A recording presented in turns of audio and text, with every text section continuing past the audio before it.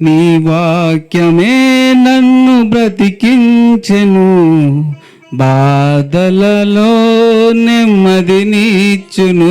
అందరూ పాడండమ్మా. నీ వాక్యమే నన్ను బ్రతికించెను, బాధలలో నెమ్మదినిచ్చును. కృపాశక్తి దయాశక్తి సంపూర్ణుడా, వాక్యమై ఉన్న దేవ వందనమయ్యా. కృపాశక్తి దయాశక్తి సంపూర్ణుడా, వాక్యమై ఉన్న దేవ వందనమయ్యా. నీ వాక్యమే నన్ను బ్రతికించెను, ఆదలలో నెమ్మదినిచ్చును. నీ వాక్యమే నన్ను బ్రతికించెను, బాధలలో నెమ్మదినిచ్చెను. Praise the lord. అందరూ కూర్చున్నమ్మా. మరి మన సహోదరుడు, మన మధ్యలో ఉన్న మన సహోదరుడు రామకృష్ణ బ్రదర్ మీ సమయంలో వర్తమానం చెప్తారు. అందరూ కూడా శ్రద్ధగా విని మన మాటలు మీ హృదయంలో చేర్చుకోండి. అందరూ కూడా మరి నోట్బుక్ పెన్ తెచ్చుకున్నారా? తెచ్చుకోలేదమ్మా? కంపల్సరీగా నోట్బుక్ పెన్ ఉండాలి. ఎవరు చెప్పిన మాట అయినా రాసుకోండి. అవి మీకు కాకపోయినా తర్వాత ఫ్యూచర్లో ఎవరికైనా ఉపయోగపడతాయి. సరేనా? తప్పకుండా అందరూ రాసుకోండి. చిన్న పేపర్ మీద రాసుకోండి. సరే, అందరూ శ్రద్ధగా వినండమ్మా.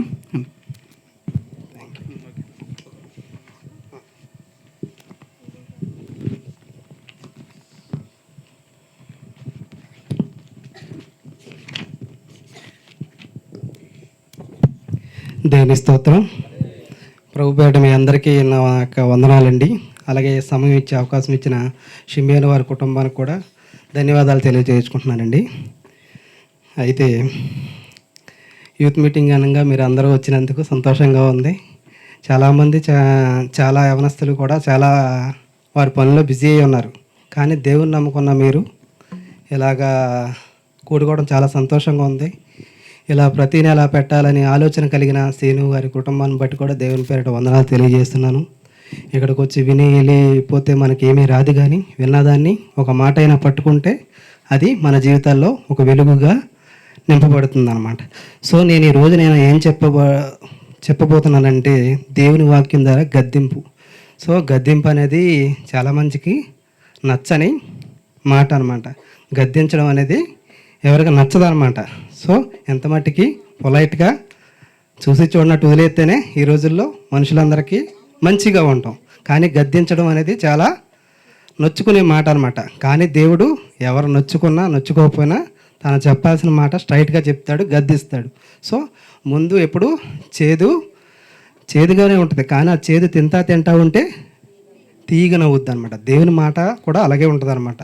సో నేను దేవుని వాక్యం ద్వారా గద్దిస్తాడు కదా దేవుడు, అది ఎవరి ద్వారా గద్దించాడు, ఏ ప్రవక్త ద్వారా గద్దించాడు, గద్దింపు వల్ల వాళ్ళకి కలిగిన ఈ యొక్క పరిస్థితులని వివరిద్దాం అనుకుంటున్నానండి. సో మనకి ఇర్మియా గారిని దేవుడు తన తల్లి గర్భం నందే తను ప్రవక్తగా నియమించుకుంటాడు. తను చేయాల్సిన పనిని ఇర్మియా గారి ద్వారా చేయాలనుకుంటాడు అనమాట. ఏం చేస్తాడంటే ఇశ్రాయేల్ జనాంగానికి ఒక వార్నింగ్ ఇద్దాం అనుకుంటాడు అనమాట. ఆ వార్నింగ్ ఎలా ఉండాలనుకుంటే, ఈ ఇశ్రాయేలు అన్ని జనుల వలె అన్ని జనుల ఆచారాలు పాటిస్తూ వాళ్ళ బలులు నైవేద్యాలు, వీళ్ళు కూడా ఇశ్రాయేలు కూడా అన్నిలు వలె అన్ని బలులు అర్పిస్తారు, నైవేద్యాలు అర్పిస్తారు, ఇవన్నీ చేస్తారన్నమాట. నేను మీకు మంచి జీవితాన్ని ఇస్తే మీరేంటి నా వైపు తిరగకుండా అన్నం ఇచ్చింది నేను, నీళ్ళు ఇచ్చింది నేను, నన్ను వదిలేసి మీరు ఎలా చేస్తున్నారు అని మీకు ఒక గద్దెంపు, ఒక వార్నింగ్ ఇవ్వాలని దేవుడు ఒక ప్రవక్తని అనుకుంటాడు. ఆ ప్రవక్త పేరు ఏంటంటే ఇర్మియా గారు అనమాట. సో ఇర్మియా గారు నియమించుకున్నప్పుడు ఇలా చెప్తారనమాట. సో దేవుని మాట మీరు వినట్లేదు, అన్నిలు వలె అన్నిలు విగ్రహాలకు నైవేద్యాలకు వారు చేస్తున్న ఆచార సంప్రదాయాలని మూఢనమ్మకాలు మీరు నమ్ముతున్నారు. ఇది దేవునికి ఇష్టం లేదు. మీరు కానీ దేవుని మాట కానీ వినకపోతే మిమ్మల్ని కొడతారు. ఆ కొట్టే దెబ్బకి మీరు కానీ మీ పిల్లలు కానీ లెగరు అని చెప్తారు. సో ఎవరు ఎంత కఠినంగా చెప్తున్నారు ఈ ప్రసంగాలు ఎవరబ్బా అని అక్కడున్న ప్రవక్తలు అందరూ అనుకుంటారనమాట. ఇర్మియా గారు అని తెలుస్తుంది అనమాట. సో ఇర్మియా గారు అలాగే చెప్తారులే అనుకుంటూ ఉంటారనమాట. సో వాళ్ళు భయపడరు అనమాట. అప్పుడు ఒరే కాదురా, నన్ను దేవుడు పంపాడు, దేవుడు మాట వినమన్నాడు, మీరేం నా మాట వినట్లేదు, మీరు కానీ వినకపోతే మీ పంటలు పండవు, మీ కడుపులు నిండవు అని చాలా సీరియస్గా చెప్తాడు. అయినా కానీ వాళ్ళు వినడం జరగదనమాట. సో ఏం చేస్తాడంటే అలాగా అక్కడున్న ప్రవక్తలు ఆ జనాంగం అంతా నువ్వు చెప్తే చెప్పావు కానీ ఇర్మియా ఎలాంటి ప్రసంగాలు మాత్రం చెప్పొద్దని వార్నింగ్ కూడా ఇస్తారు. కానీ దేవుడేమో చెప్పమంటాడు, వీళ్ళేమో వినరు. దేవుడు చెప్పమంటారు, వీళ్ళు వినరు. సో ఏంటి ఇర్మియా గారు మధ్యలో తజ్జినా భజ్జినా పడిపోతూ ఉంటారన్నమాట.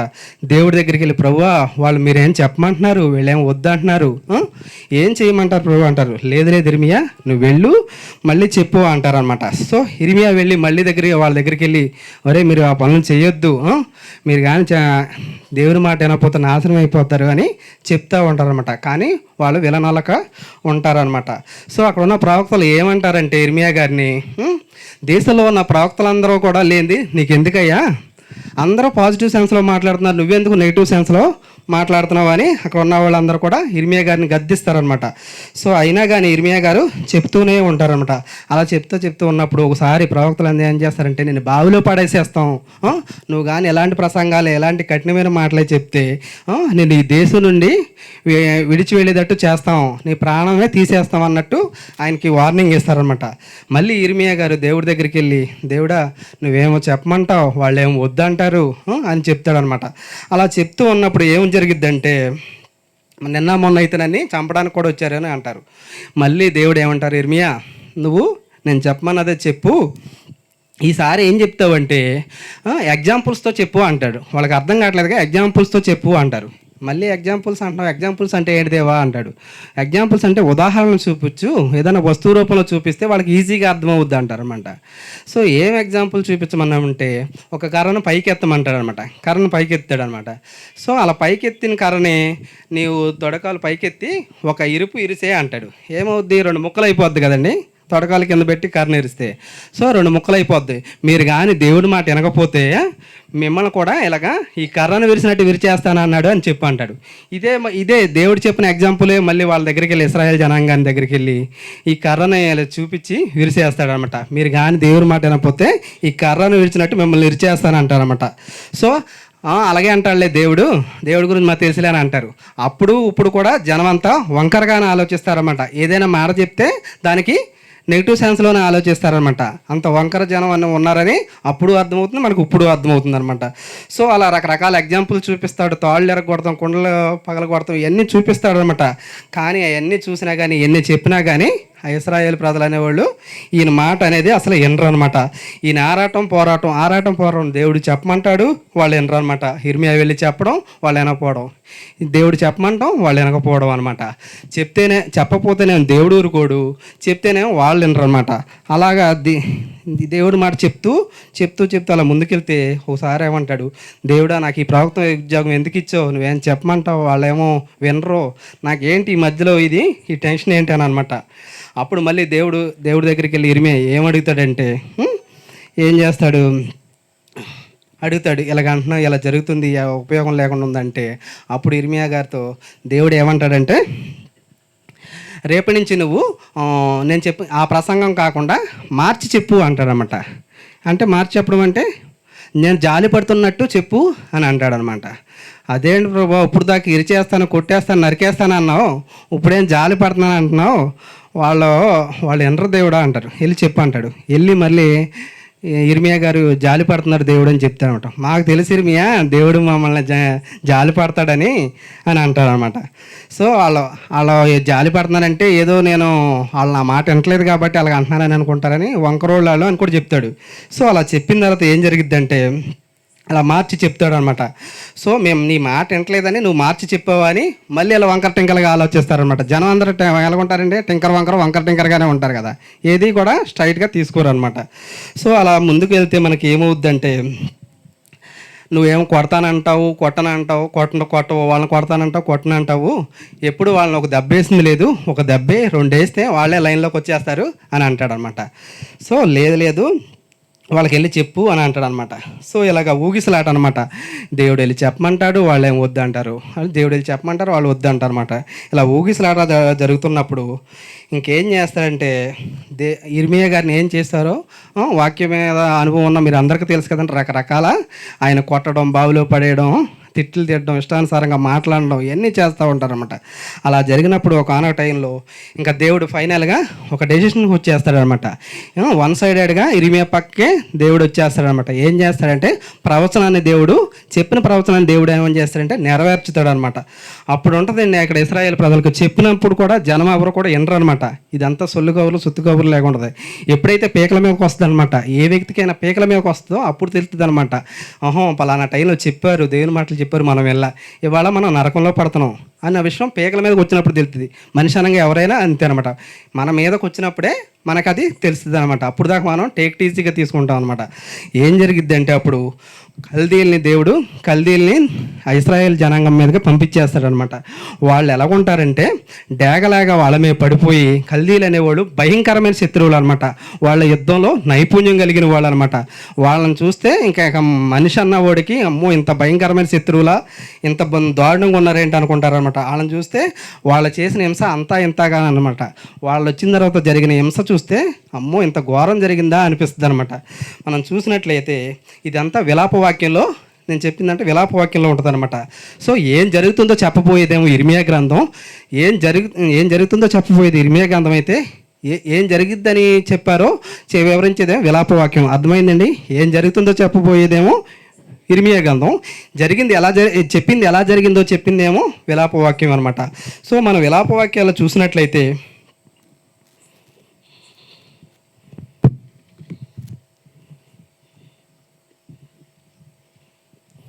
విలాపవాక్యాలు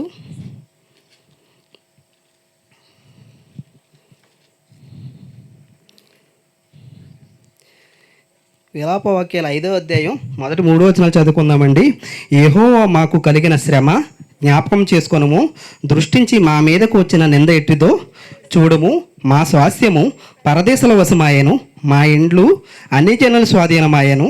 మేము దిక్కులేని వారము, తండ్రి లేని వారము, మా తల్లులు విధవరాండ్రులైరి. ద్రవ్యమిచ్చి నీళ్లు త్రాగి క్రయమునకు కట్టెలు తెచ్చుకుంటుము. ఏమన్నాడండి ఇక్కడ 4వ అధ్యాయం, ద్రవ్యమిచ్చి నీళ్లు త్రాగితిమి, క్రయమునకు కట్టెలు తెచ్చుకుంటుమి. ఈ 4 వచనాలు ఎంత భయంకరంగా ఉంటాయి అంటే ఏమన్నాడు, పరిస్థితి ఎంత ఘోరంగా ఉందో ఈ 3 వచనాల్లో కూడా ఉంటుందన్నమాట. సో మనం వాళ్ళ తల్లులు విధవరాండ్రులు అయ్యారని, వాళ్ళకున్న స్వాస్థ్యం అంతా వాళ్ళంతా కల్దీయులంతా ఆక్రమించుకున్నారని ఉంటుంది అనమాట. ఇక్కడ ఏం జరిగిందంటే ద్రవ్యం ఇచ్చి ఒక పాయింట్ 4వ అధ్యాయంలో ద్రవ్యం ఇచ్చి నీళ్లు త్రాగితిమి అని ఉంది. అంటే డబ్బులు ఇచ్చి నీళ్లు తీసుకున్నాను అనమాట. ఇప్పుడంటే టెక్నాలజీ పెరిగిపోయింది కదండి, మినరల్ వాటర్ కొనుక్కుంటాం, 20 రూపీస్కి కెన్లీ వాటర్ బాటిల్ కొనుక్కుంటాం. కానీ అప్పుడు అలా కాదు, నదులు ఉండేవి, నదుల్లోకి వెళ్ళి నీళ్లు తెచ్చుకునేవాళ్ళు అనమాట. సో అలా నీళ్లు తెచ్చుకునేటప్పుడు వాళ్ళు ఏం చేసేవాళ్ళు అంటే వాళ్ళ నదుల్లోకి వెళ్ళి వాళ్ళు నీళ్ళు తెచ్చుకోవాలన్నా, వాళ్ళ నదుల్లోకి వెళ్ళి బిందు ముంచి నీళ్లు తెచ్చుకోవాలన్నా కానీ కల్దీలుగా డబ్బులు కట్టవలసి వచ్చేదనమాట. అంత ఘోరాతి ఘోరం జరిగేదనమాట. వాళ్ళు ఏం చేసినారంటే మా అనుమతి లేకుండా ఎవరు కూడా ఈ నదుల్లోకి రాకూడదు, మీ ఇళ్ళు మా అండర్లో ఉన్నాయి, మీ భూములు మా అండర్లో ఉన్నాయి, మీ సమస్తం కూడా మా అండర్లో ఉన్నాయి, మా పర్మిషన్ లేకుండా ఏమైనా తీసుకుంటే మెడకాయల మీద తలకాయలు ఉండవు అని అంటారనమాట. అంత ఘోరాతి ఘోరం అనమాట. స్త్రీలందరినీ కూడా ఏం చేస్తున్నారంటే చెరిపేస్తున్నారు, విధవరాండ్రులను చేస్తున్నారు. ఇంకా ఏం చేస్తారు, ఎదురాండ్రులను చేసేస్తారు. చివరికి ఏం చేయాలంటే వాళ్ళ ఆహారం వండుకోవడానికి కట్టెలు పుల్లలు కావాలండి, వాటికి కూడా డబ్బులు ఇచ్చి అనమాట. మనమైతే ఫ్రీగా తెచ్చుకుంటాం కదా, కట్టెలు అన్నం వండుకోవడానికి కట్టెలు కూడా డబ్బులు ఇచ్చి తెచ్చుకున్నారని ఉంటుంది అనమాట. సో దేశం ఎలా మండుబారిపోయిందో కూడా ఇక్కడ ఉంటుంది అనమాట. అదే విలాప వాక్యాలు 5వ వచనం చూస్తే మమ్మను తరువారు మా మెడల మీదకి ఎక్కి ఉన్నారు, మేము అలసట చెంది ఉన్నాము, విశ్రాంతి అన్నది మాకు లేనే లేదనమాట. సో మమ్మను తరువారు మా మెడల మీదకి ఎక్కి ఉన్నారనమాట. సో మనం ఇదివరకు చూసినట్లయితే ఇది గతకాలానికి ఇప్పటికి, పూర్వకాలానికి ఇప్పటికి తేడా గమనించినట్లయితే మన ప్రయాణాలు ఎలాగున్నాయంటే ఇప్పుడైతే వాహనం నుంచి ఒక చోట నుంచి ఇంకో చోటుకి వెళ్తున్నాం. అయితే పూర్వకాలంలో ఎలాగుండేదంటే ప్రయాణాలు ఏం వాడుకునేవాళ్ళు, ఒంటెలు ఎక్కేవాళ్ళు, ఒంటెలు గాడిదలు గుర్రాలు ఎక్కి ఒక చోట నుంచి ఇంకో చోటుకి వెళ్ళారు. కానీ ఇక్కడ కల్దీలు వచ్చిన తర్వాత ఇశ్రాయేల్ పరిస్థితి ఎలాగైందంటే వాళ్ళు ఒక చోటు నుంచి ఇంకో ప్రదేశానికి వెళ్ళాలంటే వాళ్ళని రమ్మన్నవాళ్ళు, ఇశ్రాయేల్ని మెడలు వంచమన్నవాళ్ళు. మెడలు ఎక్కి రోజుకి 10 కిలోమీటర్లు 20 కిలోమీటర్లు అలాగా వాళ్ళ మెడల మీద ఎక్కి తీసుకెళ్ళేవాళ్ళు అనమాట. ఒక మనిషిని ఇంకో మనిషి ఎత్తుకొని తీసుకెళ్ళడం అనేది చాలా కష్టమైన పని అనమాట. సో అది మనం ఊహించుకుంటేనే అంత భయంకరంగా ఉంటుంది అనమాట. నేను చెప్తున్నది ఏది ఒక బ్లాక్ అండ్ వైట్ సినిమా ఏదో కాదు, కానీ బ్రిటిష్ వారి యుద్ధంలో చేసిన యుద్ధాలు కాదు, కానీ ఇది నిజంగా జరిగిన యథార్థ కథ అనమాట. ఇది ఒక రక్త చరిత్ర అనమాట. సో మనం అలా వాళ్ళు అంత ఇబ్బంది పెట్టారనమాట. అదే విలాప వాక్యాల్లో 5వ అధ్యాయం 6 వచనం నుంచి 10 వరకు చదువుకుంటే, పొట్టగూటికే ఐగుప్తీయులకును అశ్షూరులకు లోబడి ఉన్నాము. మా తండ్రులు పాపము చేసి గతించిపోయిరి, మేము వారి దోష శిక్షను అనుభవించున్నాము. దాసులు మాకు ప్రభువులైరి, వారి వశము నుండి మమ్మను విడిపింపగలవాడు ఎవడనూ లేడు. ఎడారి జనులు ఖడ్గభయం వలన ప్రాణమును తెగించి మా ధాన్యము తెచ్చుకొనుచున్నాము. మహాక్షేమం వలన మా చర్మము పొయ్యి వలె నలుపెక్కెను అందనమాట. వాళ్ళ చర్మం ఎలాగైందంటే ఆ పడిన కష్టాలకి పొయ్యి వలె నలుపెక్కిపోయినాయి అని ఉందన్నమాట. ఇక్కడ ఏం జరిగిందంటే వాళ్ళ జీవితంలో వాళ్ళ ఆహారం కోసం బాధపడ్డారు, నీళ్ళు కోసం బాధపడ్డారు అనమాట. చివరికి ఏం చేశారంటే రోడ్ల మీదకి వెళ్ళాలంటే వాళ్ళని ఎక్కించుకుని మెళ్ళ మీద ఎక్కించుకుని తిప్పాలన్నమాట. అదొక భయంకరమైన సేవ. చివరికి వాళ్ళ జీవితంలో అన్నపానాలు తినాలన్నా వారి ఎడారి జాతులు అనమాట, అరేబియా నుంచి వచ్చిన ఎడారి జాతులు అనమాట. వాళ్ళు వచ్చి వీళ్ళ మీద పెత్తనం మొదలెట్టారనమాట. వీళ్ళు పండించుకున్న పంటలనేమో వీళ్ళు దొంగిలించడం మొదలెట్టారనమాట. ఇదివరకు మాకొచ్చి కప్పం కట్టేవాళ్ళు వాళ్ళు, మేము ఇప్పుడు వాళ్ళకి కప్పం కడుతున్నాం. మా దావీదు కాలంలో వాళ్ళు మాకు బానిసలుగా ఉండేవాళ్ళు, ఇప్పుడు మేము వాళ్ళకే బానిసలుగా ఉండాల్సి వస్తుంది అని అంటదనమాట. సో అదే అధ్యాయం 11వ వచనం చూసినట్లయితే, శత్రువులు సియోనులోను స్త్రీలను చెరిపిరి, యోధా పట్టణంలో కన్యకలందరినీ చెరిపిరి. ఆ పట్టణంలో ఉన్న స్త్రీలందరినీ చెరిపిరి, కన్యకలను కూడా చెరిపేశారని ఉందన్నమాట. సో దేవుని ఉగ్రత ఎలా ఉంటుందంటే మాట అనకపోతే ఈ యొక్క విలాప వాక్యాల గ్రంథంలో చూసినట్లయితే 5వ వచనంలో మనం చూడవచ్చు అనమాట. అదే కీర్తన గ్రంథం చూసినట్లయితే కీర్తన గ్రంథం 103 కీర్తన గ్రంథం 103 13-14. తండ్రి తన కుమారుల ఏళ్ల జాలిపడినట్లు యెహోవా తన యందు భయభక్తులు గలవారి ఏళ్ల జాలిపడును. మనము నిర్మింపబడిన రీతి ఆయనకు తెలిసే ఉన్నది, మనం మంటివారము ఆయనను జ్ఞాపకం చున్నాడు. తండ్రి మనం చేసిన రీతి మన యందు జాలి పడతాడనమాట. ఎన్ని శ్రమలు పెట్టినా ఏజ్ పెట్టినా కానీ దేవుడి విలువ, దేవుని యొక్క శక్తి మనం తెలుసుకుంటామని ఎన్ని శ్రమలు పెడతారనమాట. చిన్న చిన్న దెబ్బలు వేస్తాడనమాట దేవుడు, మనం నేర్చుకుంటామని. ఒక దేవుని వైపు తిరిగితే ఓకే అనమాట. ఆయన పెద్ద దెబ్బ వేసాడు అనుకోండి, ఇక్కడ ఏమైనా ఉందని మట్టిలో కలిసిపోతామండి. ఆయన పెద్ద దెబ్బ ఎత్తే హాస్పిటల్కి వెళ్ళమండి, మట్టిలో కలిసిపోతాం అంటే సమాధి అయిపోతాం అనమాట. సో దేవుడు పెట్టే శ్రమలు మన కోసమే అనమాట. దేవుని మేము కోపం పెట్టుకుని దేవుడు నాకేం చేయలేదని అనుకోకుండా మన ప్రవర్తనలో మన క్యారెక్టర్లో ఏమైనా తేడా ఉందేమో మనం పరిశీలన చేసుకోవాలి, వాక్యంతో పోల్చుకోవాలన్నమాట. సో ఎవరైతే మన ప్రవర్తన బైబిల్తో సరిపోల్చుకుంటారో, వాక్యం కదా, నేను చెప్పింది కాదు, ఇంకొకళ్ళు చెప్పింది కాదు, దేవుడు ఎవరిని చూడమన్నాడు, దేవుడినే చూడాలన్నమాట. ఒకవేళ మనుషులను చూస్తే వాళ్ళు చేసే తప్పులను చూసి నువ్వు కూడా ఆయన చేశాడు కదా నేను చేయొచ్చు అనుకుంటావేమో. సో మనం చూడాల్సింది దేవుడిని అనమాట. దేవుడు ఈ లోకంలోకి వచ్చాడు, 33.5 సంవత్సరాలు మనకి మానవుడిగా బ్రతికి చూపించాడు అనమాట. ఆయన బ్రతికి చూపించాడు కదా ఏ పాపం చేయకూడదని. సో ఆయన్నే మనం ఆదర్శంగా తీసుకోవాలన్నమాట. మనుషులను చూస్తే తప్పిపోతాం అనమాట. నా ఫ్రెండ్ అలా తిరుగుతున్నాడు కదా నేను కూడా తిరగొచ్చు అనుకుంటాం. కానీ మనం చూడాల్సింది మనుషులను కాదు, దేవుని చూడాలన్నమాట. దేవుడు ఎలా బ్రతకాలో ఎలా బ్రతకూడదో చెప్పి చూపించాడు అనమాట. సో ప్రియమైన సహోదరులారా, దీంట్లో అందరూ కూడా యవనస్తులు ఉన్నారు, అందరూ చదువుకున్న వాళ్ళు ఉన్నారు, 10th నుండి PG వరకు కూడా అందరూ ఉన్నారు. చెప్పే మాటలు కూడా జ్ఞానం గలవే, మీరు అందరూ అర్థం చేసుకోగలరు అనమాట. సో మనం ఇప్పుడు వరకు ఎలాగున్నా కానీ సో మన జీవితాన్ని మనం సరిచేసుకోవాలన్నమాట. ప్రతి నెల ఇక్కడికి వచ్చి వెళ్ళిపోతే ఉపయోగం ఏముంటుంది? ఏదో ఒక మాట పట్టుకుంటే అది మన జీవితానికి ఉపయోగపడితే ఈ పెట్టుకున్న వాళ్ళకి కూడా సంతోషం, పైన దేవునికి కూడా సంతోషం కలిగిద్ది అనమాట. సో వీళ్ళు కష్టపడి ప్రతి నెల ఎంతగానో కష్టపడి చేస్తున్నారన్నమాట. ఇది ఒక ప్రోగ్రాం చేయాలంటే ఎంతో ఖర్చుతో కూడుకున్న పని అనమాట. ఖర్చు అయినా కానీ శ్రమ అయినా కానీ వాళ్ళ ఇష్టంతో చేస్తున్నారు. సో మనం ప్రతి నెల వెళ్ళిపోవడం కాదు, కానీ ఏదో ఒక మాట పట్టుకున్నాం అనుకో మనకు ఉపయోగపడుతుంది అనమాట. సీను బ్రదర్ నాకు చిన్నప్పుడు నేను తెలుసు, నేను తన ఫ్రెండ్సే. తను బాప్తిసం పొందుకోకముందు ఎలాగున్నాడు, పొందుకున్న తర్వాత ఎలాగున్నాడో మనందరం చూసాం. తను చాలామంది బాప్తిసం తీసుకుని కామ్గా ఉంటారు, కానీ అలా కామ్గా లేదు కదా. తను ఎలా బాప్తిసం పొందాడో, ఎలా రక్షణ పొందాడో చెప్పారుగా సహోదరి వల్ల తను రక్షణ పొందాడని. తను పొందడమే కాకుండా ఈ కుటుంబానికి రక్షణ వచ్చిందనమాట. వాళ్ళు ఎంతగానో ఇప్పుడు దేవుల్లో వాడబడుతున్నారనమాట.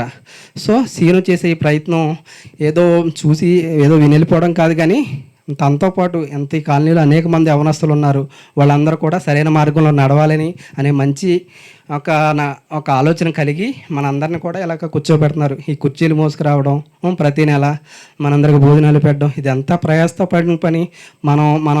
మన గృహాల్లో ప్రతి నెల పెట్టుకుంటున్నామా? గృహకూడిక పెట్టుకోలేకపోతున్నాం. 2 నెలలు పెట్టుకుంటున్నాం, 3 నెలలు పెట్టుకోలేకపోతున్నాం. కానీ నెల కండక్ట్ చేయాలంటే ఎంతో ఖర్చుతో కూడుకున్న పని.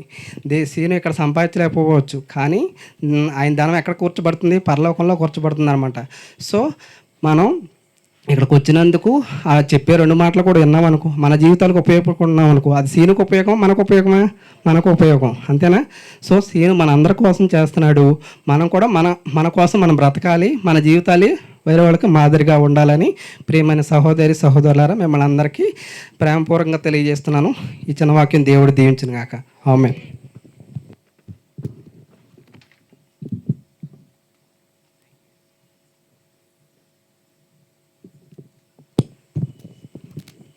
మరి వర్తమానం చెప్పిన బ్రదర్కి థ్యాంక్ యూ సో మచ్ అన్న, థ్యాంక్ యూ. మనం ఇలా ఈ యూత్ మీటింగ్ ఇలా పెట్టుకోవడానికి, సేవకులను ఇన్వైట్ చేయకపోవడానికి కారణం ఇదే. మనం అందరం మనమే నేర్చుకోవాలి. వాక్యం చెప్పడం, పాటలు పాడడం, ప్రార్థన చేయడం, ఇవన్నీ మనం వ్యక్తిగతంగా నేర్చుకోవడానికి అవకాశం ఉంటుంది. అంటే మందిరాల్లో అవకాశం దొరకదు మ్యాక్సిమం ఎక్కువ. ఎందుకంటే సేవకులు ఉంటారు కదా, వాళ్ళు మరి చెప్పాలి. మనం అక్కడ వినేవాళ్ళు, ఇక్కడ కూడా వినేవాళ్ళమే, కానీ కొంచెం నేర్చుకోవాలి. ఇంకా నేర్చుకొని మనం దేవుడు ఎంతవరకు ఆ 4 గోడల మధ్య కూర్చోమని చెప్పట్లేదు.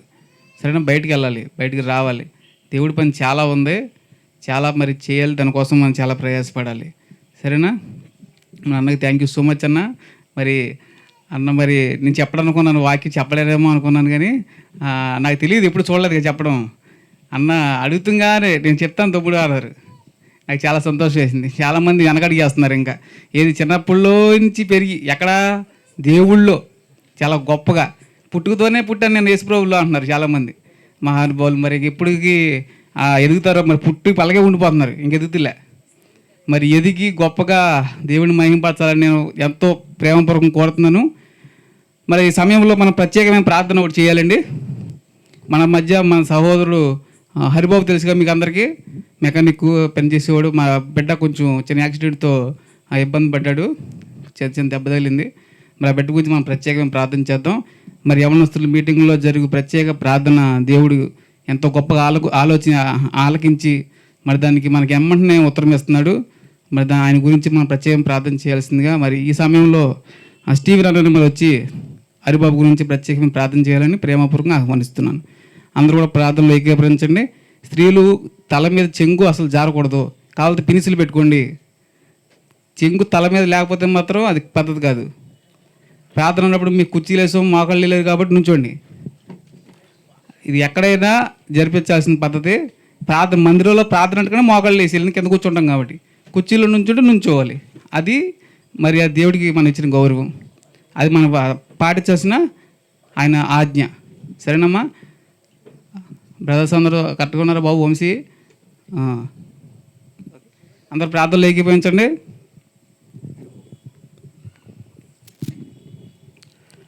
ప్రార్థన.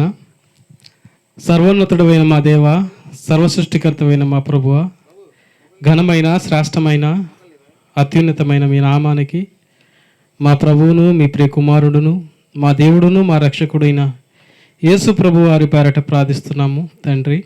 ఇదిగోనైనా ఈ దినాన్న సజీవులుగాను ఆరోగ్యవంతులుగాను నీ సన్నిధికి ఈ కూడికకు నడిపించిన విధానమును బట్టి వందనాలు, స్తోత్రాలు తండ్రి. నీ మాటలతో మమ్మల్ని బలపరుస్తున్న దేవా, నేర్చుకోవడానికి ఇటు సమయం దయచేస్తున్న దేవా, నీకే వందనాలు. ఈ యవనస్తుల కూడికలో ప్రభా నీ మాటలు ప్రభా తెలియజేస్తుండగా ఆ మాటలను పట్టుకునే వారిగా మమ్మల్ని ఉంచండి తండ్రి. ఇదిగో మొదటి వర్తమానంలో ప్రభా మీరు మాట్లాడిన మాటలను బట్టి వందనాలు, స్తోత్రాలు. అవును నాయన, ఆనాడు ఇర్మియా గారు ఇశ్రాయేలు ప్రజలకు ఎన్ని మార్లు ప్రభా దేవుని మాటను తెలియజేసిన వారు లెక్కలేని విధముగా ఆయన మాటను దేవుని మాటను త్రోసివేశారు తండ్రి. అయితే మేము ఈ దినాన్న నీ మాటలు వినుచున్నాము. త్రోసివేసేవారిగా కాక వాటిని మా హృదయంలో నిలుపుకునేవారిగా ఉంచమని సహాయము చేయమని మీ పాద చెంత వేడుకొనుచున్నాం. ఆ త్రోసివేయటం వలన జనభరితమైన పట్టణము ఎట్లు దుఃఖాకాంతమైనని ప్రభు విలాప వాక్యాలు 1వ అధ్యాయం 1వ వచనంలో రాయించారు తండ్రి.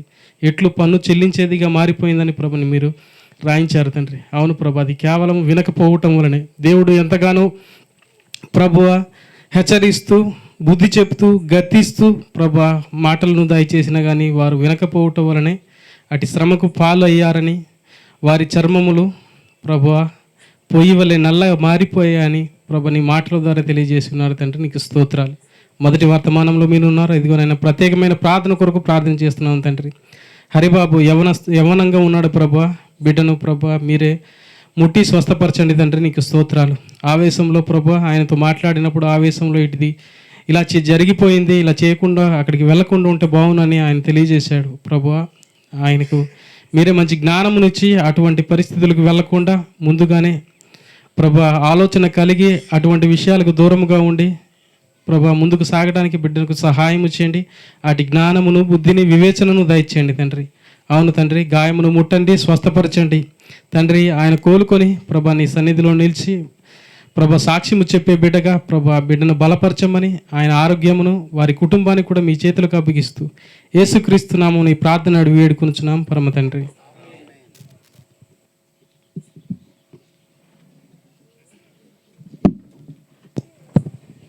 ప్రార్థించిన సహోదరుడికి ప్రత్యేకమైన వందనాలు. మీరు జ్ఞాపకం ఉంచుకోండి, మీ అన్నదిన ప్రార్థనలో, కుటుంబ ప్రార్థనలో, సంఘ ప్రార్థనలో మరి హరిబాబుని ప్రార్థించండి. మరి నెక్స్ట్ మంత్ ఆ బిడ్డ ఇక్కడ గొప్ప సాక్షిగా నిలబడేలాగా భారంగా ప్రార్థన చేయమని కోరుతున్నానండి. మరి సమయంలో మనం 2వ వర్తమానంలోకి వెళ్దాము. 2వ వర్తమానానికి మరి ఆ యొక్క వర్తమానానికి ప్రార్థన చేసి మనం మొదలు పెడదాము. మరి ప్రార్థన చేయడానికి మన సహోదరుడు సందీప్ బ్రదర్ వచ్చి మరి ప్రార్థన చేయవలసిందిగా ప్రేమపూర్వకంగా ఆహ్వానిస్తున్నాను.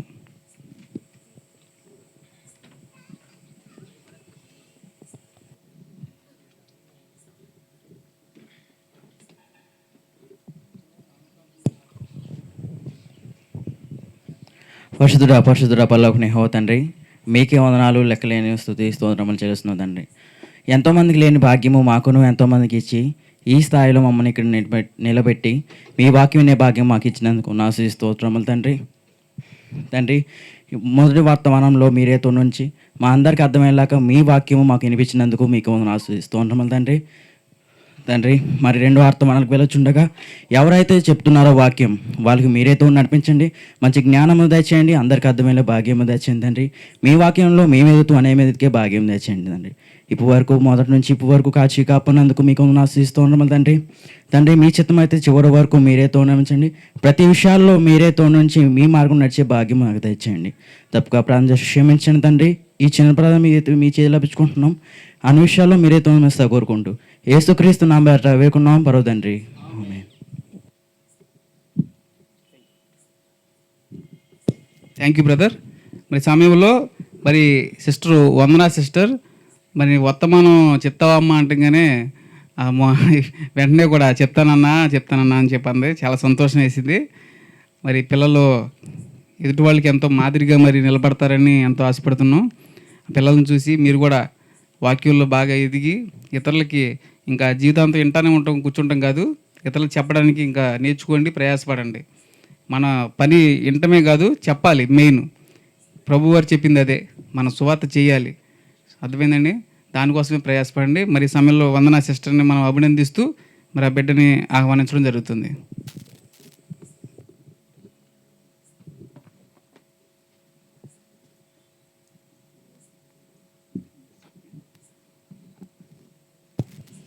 దేవుని నామానికి వందనాలు. ఇక్కడ కూడి ఉన్న పెద్దలకు చిన్నలకి కూడా వందనాలండి.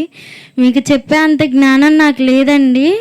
దేవుడిచ్చిన తలాంతుని బట్టి నేను చెప్పాలని ఆశపడుతున్నాను. నాకంటే వయసులో జ్ఞానవంతులు దేవుళ్ళలో ఇంకా నాకంటే ముందుగా ఎదిగిన వాళ్ళు కూడా ఉన్నారు. మరి నేనేమన్నా తప్పులు చెప్పుంటే దయతో నన్ను క్షమించండి. ఒకవేళ నాకు చెప్పాలనుకుంటే దగ్గరికి వచ్చి చెప్పండి. Next time I will try. నేను మార్చుకోవడానికి ట్రై చేస్తాను దేవుని నామంలో. నేనేమన్నా తప్పులు చెప్పుంటే కూడా దయతో నన్ను క్షమించండి. మనం వాక్యాన్ని ప్రారంభించుకుందాం. విలాప వాక్యములు 3వ అధ్యాయం 27-28 చదువుకుందాం. యవన కాలమున కాడిమోయిట నరునికి మేలు, అతని మీద దాన్ని మోపినవాడు యెహోవాయే. ఇక్కడ ఏమని ఉందంటే వాక్యంలో యవన కాలమందు మనకి చాలా ముఖ్యమైన ఇది కాలం అన్నమాట. ఏంటంటే బాలులుగా ఉన్నప్పుడు మనకి జ్ఞానం తెలియదు. మనం తప్పు చేసామనుకో మన తల్లి మనల్ని దండిస్తుంది. ఏమని? నువ్వు ఇది చెయ్యకు అని. అప్పుడు మనం నెక్స్ట్ టైం తెలుసుకుంటాం ఇది చేయకూడదు, ఇది చేస్తే తప్పు అని. మనం నెక్స్ట్ వస్తామన్నమాట ఒక ఏజ్కి. యవ్వన కాలం చాలా ప్రమాదకరమైన స్టేజ్ అన్నమాట. అది ఎంత స్టేజ్ అంటే ఇప్పుడున్న రోజుల్లో మనకున్న బెస్ట్ ప్రమాదకరమైనది ఫోన్. అరచేతుల్లో మనల్ని తాండవం ఆడిచ్చేస్తుంది అనమాట. అది ఎంతలా అంటే ఏదైతే మనం చూడకూడదు అనుకుంటామో దాన్ని నువ్వు చూడు ప్రేరేపిస్తాడనమాట మన లోపల ఉన్న సాతాను. ఏమని? ఎవరో ఒకరి ద్వారా, ఫోన్ ద్వారానే కాదు, స్నేహితుల ద్వారా, మనతో ట్రావెల్ చేస్తున్న వారి ద్వారా కూడా మనల్ని ప్రేరేపిస్తాడనమాట. మనం ఏదైతే వినకూడదు, చూడకూడదు, ఏదైతే చేయకూడదు అని మనం అనుకుంటామో నీ పక్కన ఫ్రెండ్స్ అనుకుంటారు. మన ఫ్రెండ్స్ ఏది చెప్పినా మనకి రైటే. ఎలా అని ఎందుకు అనుకోవాలి? మనం కూడా థింక్ చేయాలి. మన ఫ్రెండ్స్ చెప్పిందే మనకి రైట్ అని ఎందుకు అవుద్ది? మరీ ముఖ్యంగా క్రైస్తవులు ఉన్న యవనస్తులకి అది ఇంకా ప్రమాదకరమైంది. స్నేహితులు అంటారు ఇది దేవుణ్ణి నమ్ముకుంది కానీ సినిమాలు చూస్తుంది, సీరియల్స్ చూస్తుంది, అన్నీ చూస్తుంది, మనతో పాటు అన్నిటికీ వస్తుంది, దేవుడిని నమ్ముకుందరా అనుకుంటారు. కానీ మన స్నేహితులకు మాత్రం మనం మాదిరికరంగా నిలబడాలి. ఎలా అంటే మన ప్రవర్తన దేవుడు చెప్పాడు ఏమని? ఎవరితో అయినా ప్రేమగా ఉండాలి అని. ఇన్ కేస్ నీతో ఎవరన్నా దురుసుగా మాట్లాడినా కూడా నవ్వుతూ మనం వెళ్ళిపోతే వాళ్ళు అనుకుంటారు ఓహో ఇది నిజంగా దేవుడు బిడ్డరా, మనం ఏమన్నా కూడా ఇది పట్టించుకోవట్లేదు. అది మనం ఒకవేళ మన స్నేహితులు మనం ముందే తప్పు చేస్తున్నాం అనుకో, ముందు మనం వాళ్ళకి చెప్పే బదులు మనలో ఉందా అది? మనం తప్పు చేయకుండా ఉన్నామా? ముందు మనం మంచిగా ఉండి నువ్వు వేరే వాళ్ళకి చెప్పు, ఓహో ఇది నిజమేగా, అది ఉంటుంది నాకు చెప్తుంది అనుకుంటారు. అవునా కాదా? చెప్పండి అమ్మా, అవునా కాదా? సో యవ్వన కాలమందు కాడి అనగా బాధ్యత. మన దేవుడి విషయంలో ఎంత బాధ్యతతో ఉంటున్నాము? ఏమని చేయాలి బాధ్యత? మనం పరిశుద్ధంగా ఉంటున్నామా? మన పక్కన ఉన్న వాళ్ళతో ప్రేమగా నడవగలుగుతున్నామా? మనం ఏదైతే చూడకూడదు అనుకుంటున్నామో అది చూడకుండా ఉండలేకపోతున్నామా? అనుకుంటాం ఫోన్లో ఇది చూడకూడదు ఈరోజు, ఎలాగైనా మనం సినిమాలు సీరియల్స్ తినుడు ఏమి వినకూడదు అనుకుంటాం. కానీ మన ఫ్రెండ్స్ అంటారు ఏమవుతుంది బాగుంటుంది అంటారు. ఏమంటారు? ఇది బాగుంటుంది సూపర్గా ఉంది అంటారు. మనం ఏమనాలి? అయినా నేను దేవుడి వాక్యమే వింటాను నేను అనాలి. అనగలుగుతున్నామా మనం మన స్నేహితులతో? ఏంటి మన చుట్టుపక్కల వాళ్ళతో మనం అనగలుగుతున్నామా? మన చుట్టుపక్కల వాళ్ళు అంటారు మనం ఏమన్నా రేపు పొద్దున్న ఏదన్నా తప్పు చేస్తే ముఖ్యంగా దేవుడి బిడ్డలు అయితే మనల్నే వచ్చేసారు ఇది దేవుడిని నమ్ముకుందరా అయినా తప్పు చేసింది అంటారు. ఏమంటారు? చేసిందిరా అంటారు. అదే మనం తప్పు చేయకుండా ఉన్నామనుకో అది మనల్ని వర్తిస్తుందా? ఓహో ఇది నిజంగా దేవుడి బిడ్డరా, అందుకే ఒక్క తప్పు కూడా చేయట్లేదు అనుకుంటారు. ఫోన్లో మనకి చాలా చెడు కూడా ఉంటుంది, అంతే కూడా మంచి కూడా ఉంటుంది. మనం మంచినే తీసుకోవాలి, చెడుని అసలు చూడకూడదు. మనం అనుకుంటాం చూడకూడదు అంటాం. పక్కన వాళ్ళు ఎవరో ఒకళ్ళు వచ్చి చూడు బాగుంటుంది అంటారు. అలా ఉండాలి. యవ్వన కాలంలో కాడి మోయట అంటే ఇంటి బాధ్యతలు కూడా. అలాగని ఇంటిని వదిలేసి దేవుణ్ణే అనుకోలేదు. దేవుడు ఏమన్నాడు? ఇంటిని మన దేహాన్ని కూడా మనం పరిశుద్ధపరచుకోవాలి. మన ఇంటి బాధ్యతలు. యవ్వన కాలంలో కుమారులు చాలామంది ఉంటారు. మనకు తెలిసిన వాళ్ళు ఎంతోమంది చెడు సహవాసాలకు చెడు అలవాట్లకు అలవాటైపోయి ఉంటారు. కానీ దేవుడు ఒక్కటే చెప్తున్నాడు, నువ్వు దేవుని యందు భయభక్తులు కలిగి ఉండు. యవన కాలమందు మనం చాలా బలవంతులుగా ఉంటాం. కీర్తన గ్రంథంలో చెప్తారు, యవన కాలమందు పుట్టిన కుమారులు బలవంతుల చేతిలో బాణము వంటి వారు. వృద్ధులు చేయలేరు, బాలులు చేయలేరు, యవనస్తులు ఏదైనా చేయగలరు అనుకుంటే. మనం అనుకోవచ్చు, ఈరోజు నేను వాక్యం చెప్పాలి అనుకుంటే చెప్పచ్చు, కానీ మనం ఏం చేస్తున్నాం, మనదేంటి, మనం ఏం చేయగలుగుతున్నాం, మనం మన పక్కన వాళ్ళకి మాదిరికరంగా నిలబడగలుగుతున్నామా? హాస్టల్లో ఉన్న వాళ్ళు అయినా కూడా అంతే. అట్లీస్ట్ ఎర్లీ మార్నింగ్ లేచి దేవుడు విలాప వాక్యంలో చెప్పాడు, నీవు లెగిచి రేయి మొదటి జామున నువ్వు నాకు మొరపెట్టుము నీ బిడ్డల గురించి, నీ కుటుంబం గురించి అన్నాడు. ఇక్కడలో ఉన్న చాలామంది యవనస్తులు తెల్లారుజామున లెగిస్తారు. ఎందుకో తెలుసా? ఫోన్ చూస్తాకి. ఎందుకు లెగిస్తారో చెప్పనా? ఫోన్ చూస్తాకి. హిస్ గర్ల్ ఫ్రెండ్ ఉందనుకో, దాంతో చాట్ చేస్తాకి. బాయ్ ఫ్రెండ్ ఉన్నాడు అనుకో, వాడితో చాట్ చేస్తాకి లెగిస్తాం. అదే టైంలో లెగిసి నువ్వు ప్రేయర్ చేయొచ్చుగా నీ భవిష్యత్తు కోసం. తల్లిదండ్రులకి నేను ఇప్పటి వరకు నన్ను పెంచారు కదా నా తల్లిదండ్రులు, నేను వాళ్ళకి ఏదో ఒకటి చేయాలి కదా అని ఎప్పుడైనా అట్లీస్ట్ నాకు జాబ్ లేదా అంటారు. దేవుడు చెప్పాడు బైబిల్లో విలాపవాక్యంలో చెప్పారుగా, నీవు లేచి రేయి మొదటి జామున నాకు మొరపెట్టుము అన్నాడు. చేయొచ్చుగా, చేస్తే దేవుడు ఇవ్వడా? ప్రార్థన అంటే మీనింగ్ ఏంటి? దేవునితో మాట్లాడుట. నువ్వు అడిగితే ఇవ్వరా? లోకాసువార్తలో 18వ అధ్యాయంలో ఉంటుంది, ఒక విధవరాలు తనకి న్యాయం జరగడం కోసం దుర్మార్గుడు కఠినుడైన ఆ న్యాయాధిపతిని విసిగిస్తూనే ఉంటుంది. ఏమని? నువ్వు నాకు న్యాయం తీర్చుము. వదిలేసి వెళ్ళిపోతే అయిపోద్దిగా అక్కడితో తన జీవితం. అది మనం అలా కలిగి ఉండాలి దేవుడి విషయంలో. జాబ్ రాలేదని ఎందుకు అనుకుంటున్నావు? నువ్వు తెల్లారగట్ల లేచి ప్రార్థన చేస్తే జాబ్ రాదా? నువ్వు చదువుకున్న దానికి కాబట్టి అట్లీస్ట్ ఏదో ఒక జాబ్ వస్తుంది కదా. ఆయన చెప్పాడు, నువ్వు లేచి మొదటి జామున ప్రార్థన చేయి, ఖచ్చితంగా నీకు నేను ఇస్తాను అన్నాడు. దేవుడి విషయంలో మనం యవన కాలంలో ఉన్నాం కదా, మనం చాలా మాదిరిగా ఉండాలి. చాలా ఉంటాయి. ఊరేగింపు వచ్చిందనుకో, అక్కడ డీజే కొట్టంగానే వెళ్ళిపోతాం మనం. అవునా కాదా? డీజే కొట్టంగానే వెళ్ళిపోతాం. వెళ్ళకుండా ఉండలేకపోతున్నామా? డీజే కొట్టంగానే వెళ్ళిపోతాం. మరి దేవుడి బిడ్డలమై ఉండి మనం వెళ్ళిపోతే పక్కన వాళ్ళకి మాదిరికరంగా ఎలా ఉంటాం మనం? మరి ఆయన చెప్పాడు కదా, దాన్ని మోసిన వాడు యెహోవాయే అని. మన బాధ్యతలు కూడా ఆయనే మోస్తున్నాడు. నువ్వు అడిగితే ఖచ్చితంగా ఇస్తాను అన్నాడు. మరే అడగొచ్చు కదా, కష్టపడవచ్చు కదా. నీ తల్లిదండ్రులు చిన్నప్పటి నుండి ఇప్పటి వరకు కూడా నీకోసం చదివించి, నీకోసం డబ్బులు వెచ్చించి, వాళ్ళు రాత్రనక పగలనక కష్టపడుతున్నారు. యవన కాలంలో మనం ఉన్నప్పుడు జాబ్ చేసి, ఇదిగో అమ్మ నా మొదటి జీతం అనగానే వాళ్ళు ఎంత సంతోషిస్తారో తెలుసా? మనకి కూడా ఉంటుంది, అయ్యో ఇంత కష్టపడ్డారు కదా, నా తల్లిదండ్రులకి నేను మంచి న్యాయం చేకూర్చాను అని మనకి ఉంటుంది. జాబ్ రావట్లేదంటే మన బాధ్యత ఉండాలి, ప్రార్థన చేయాలి. మనం ప్రతి వాళ్ళు అనుకుంటారు, యవనకాలం వచ్చింది, ఇంత చదువుకున్నాను జాబ్ రాలేదు, దేవుణ్ణి నమ్ముకున్నాను, నాతో పాటు చదువుకున్న వాళ్ళు అందరూ జాబ్ చేసేస్తున్నారు అంటారు. మరి మనం ప్రార్థన చేస్తే దేవుడు ఖచ్చితంగా ఇస్తాను అన్నాడు కదా. యవనకాలం అని చాలా ఉంటాయండి. ఎలా అంటే మన శత్రువులు ఎక్కడో ఉండరండి, మన ఫ్రెండ్స్ రూపంలో, ఫోన్ రూపంలోనే ఉంటారు. ఫ్రెండ్స్ కూడా అంతే, కాసేపు మనం ప్రార్థన చేస్తున్నాం అనగానే ఫోన్ వచ్చేద్ది, ఏం చేస్తున్నావే, అవునా కదా, ఏం చేస్తున్నావే, ఆ సినిమా బాగుంది, ఈ సినిమా బాగుంది, వెళ్దామా, వస్తావా? మనం ప్రార్థన చేసుకునేటప్పుడే ఖచ్చితంగా వాళ్ళు ఫోన్ చేస్తారు. ఏమని? ఏం చేస్తున్నావా, తిన్నావా, ఏం కూర, రేపు పొద్దున్న కాలేజ్కి వస్తున్నావా, ఏ మాటలు.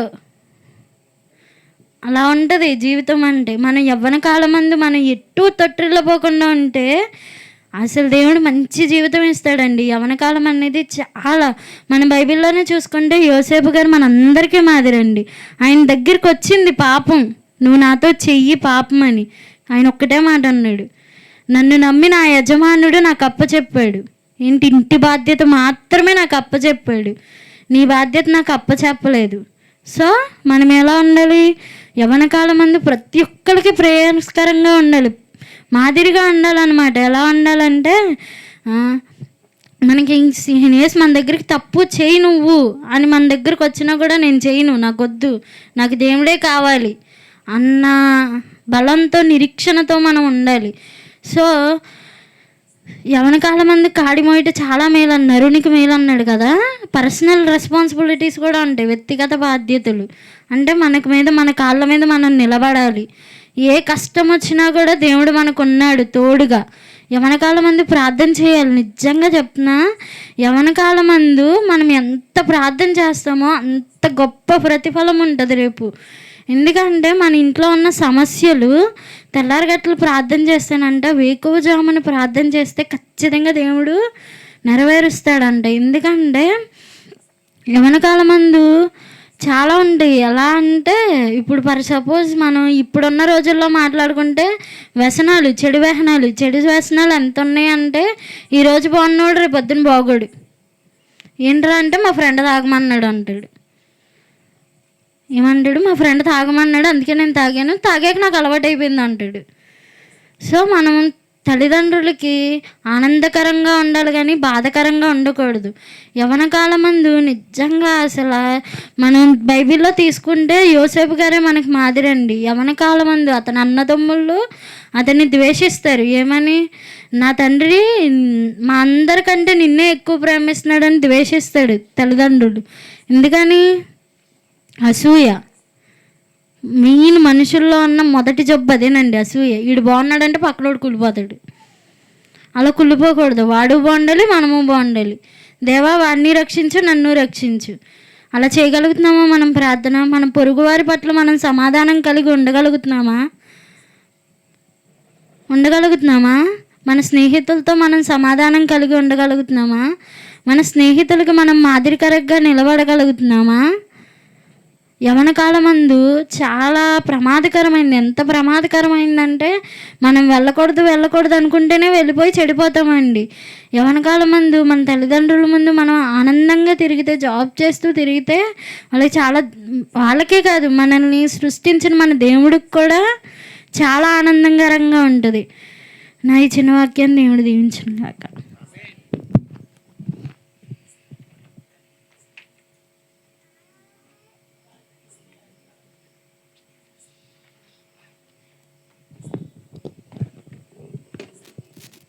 థ్యాంక్ యూ అమ్మా, ధైర్యంగా వచ్చి వర్తమానం చెప్పినందుకు థ్యాంక్ యూ సో మచ్. పిల్ల మరి ఆ మాత్రమే చెప్పడానికి వచ్చి నిలబడిందని చాలా గ్రేట్ అండి. మరి ఒకసారి ఆ బిడ్డకి క్లాప్స్ కొట్టండి గట్టిగా. ఇక్కడ చాలామంది సిస్టర్స్ ఉన్నారు. మరి ఆ బిడ్డను చూసి మరి మీరు ఏమైనా ఇన్స్పైర్ అయ్యి మరి ఎక్కడ చెప్పకపోయినా కనీసం మీ ఫ్రెండ్స్తో అన్న దేవుడి మాటలు చెప్తారేమో అని ఆశపడుతున్నాం. కనీసం మీకు చాలామంది ఫ్రెండ్స్ ఉంటారు కదా, వాళ్ళతో అన్న కనీసం దేవుడి మాటలు చెప్పండి అమ్మా, అదే సువార్త అవుతుంది. మీరు నలుగురిలో మీరు చెప్పడానికి భయం వేస్తే దేవుడిని అడగండి, ఆయనే ధైర్యం ఇస్తాడు. థ్యాంక్ యూ సో మచ్, బాగా చెప్పావమ్మా, వెరీ గుడ్. నువ్వు గొప్ప సువార్తకురాలు అవ్వాలని మేము ఎంతో ఆశపడుతున్నాం, అవ్వాలి అంతే. మరి ఈ సమయంలో ఇంకొక ప్రత్యేకమైన ప్రార్థన చేద్దాం. మొన్న కేరళలో వరదలు వచ్చినాయి కదండి, మరి అక్కడ చాలామంది చనిపోయారు, 500 ఎబో అంటే మరి చాలా బాధాకరమైన విషయం. మరి ఆ యొక్క సందర్భం అక్కడ వచ్చిన పరిస్థితిని బట్టి అక్కడ ఎవరో ఆ కుటుంబాలు దేవుడు ఆదరించేలాగా, మళ్ళీ అలాంటి విపత్తులు మరి దేవుడు రాకుండా చూసేలాగా మనం అందరం కూడా ఖచ్చితంగా మరి భారమే ప్రార్థన చేయాలి. అక్కడ మరి ఎవరన్నా దేవుని ఎరగకపోతే వాళ్ళు దేవుని తెలుసుకొని దేవుడి యందు భయభక్తులు కలిగి ఉండి మరి వాళ్ళ జీవితాలు కాపాడుకొని బతికేలాగా మనం అందరం మన యూత్ మీటింగ్లో ప్రత్యేకమైన ప్రార్థన ఒకటి చేద్దామండి. ఆ యొక్క కేరళలో ఉన్న బాధితుల గురించి, బాధిత కుటుంబాల గురించి, వాళ్ళ ఆదరణ గురించి మరి ఆ యొక్క ప్రత్యేక ప్రార్థన మరి శివ బ్రదర్ వచ్చి చేయవలసిందిగా ప్రేమపూర్వకంగా ఆహ్వానిస్తున్నాను. రండి, ఒకసారి అందరూ స్టాండప్ అవ్వండి. ఆ యొక్క కుటుంబాలందరికీ మనం చాలా వాళ్ళ బాధాకరంగా విషయం, అది కోలుకోలేని విషయము. అర్ధరాత్రి పడుకున్న టైంలో అలా చనిపోవడం అనేది అసలు ఊహించలేని విషయం అది. మరి అసలు దాని గురించి మనం ప్రత్యేకంగా భారంగా ప్రార్థన చేయాలి. అలాంటి విపత్తులు మనకు రాలేదు కాబట్టి మనం కృతజ్ఞత కలిగి ఉండాలి. ఇంకెప్పుడు కూడా ఆ ప్రదేశంలో రాకుండా దేవుడు సహాయం చేసేలాగా మనం అందరం ప్రార్థించేద్దాం. అందరికీ ప్రత్యేకమైన వందనాలు. అలాగే ప్రకృతి విపత్తులు, అలాగే నిత్యము ప్రయాణాలు చేస్తూ ఉంటాం. షిప్, వాడలని, ఫ్లైట్ జర్నీ అని, బస్ జర్నీ అని, సంథింగ్ మీ బైక్ జర్నీ కూడా విపత్తులు, కొన్ని ప్రమాదాలు కూడా జరుగుతున్నాయి, మనం చూస్తున్నాం. వాటి నిమిత్తం కూడా జ్ఞాపకం చేసుకోండి. మన నిత్య ప్రయాణం ఆయన బిడ్డలుగా జీవిస్తున్న మనందరికీ ఆయనకు ప్రత్యేకమైన కాపుదల, భద్రత మనకి చాలా అవసరం. ఆయన దూతల యొక్క కాపుదల మనకి నిత్యం ఉండాలి. అలా ముందుగా అలాంటి ప్రకృతి విపత్తులు కొన్ని ప్రాంతాల్లో జరుగుతున్నాయి. ప్రపంచంలో వరల్డ్ వైజ్గా చాలా జరుగుతూ ఉన్నాయి. దాని నిమిత్తం కూడా ప్రార్థన చేయాలి. అది మన అందరి బాధ్యత కనుక కళ్ళు మూసుకున్నట్లయితే ప్రార్థన చేసుకుందాం. అందరూ కూడా మీ హృదయపూర్వకంగా నా యొక్క విశ్వాసాన్ని బట్టి మీ విశ్వాసం కూడా సమకూర్చి బహుబలంగా మనం అందరూ కూడా ప్రార్థన చేయాలి. నేను చేస్తున్న ప్రార్థన మాత్రమే కాదు, మీరు చేసే ప్రార్థన కూడా దేవుడు ఖచ్చితంగా ఆలకిస్తాడు. మనందరం కూడా ఏక మనసుతో మనం ప్రభువుని అడిగితే ఖచ్చితంగా ఆయన యొక్క దృష్టి మన ప్రార్థన పైన ఉంటుంది. ఆయన చూస్తున్నాడు, అది మనం నమ్ముతున్నాం. ఆయన పరిశుద్ధాత్మ దేవుడు మన మధ్యన సంచరిస్తున్నాడు. నమ్మండి, విశ్వసించి ప్రార్థన చేద్దాం. అందరూ కళ్ళు మూసుకున్నట్లేదు. మహాపరిశుద్ధుడా, మా ప్రియ పరలోకపు తండ్రి, నీ యొక్క శ్రేష్టమైన నామం బట్టి వందనాలు, స్తుతులు, స్తోత్రాలు చెల్లించుకుంటున్నాం తండ్రి.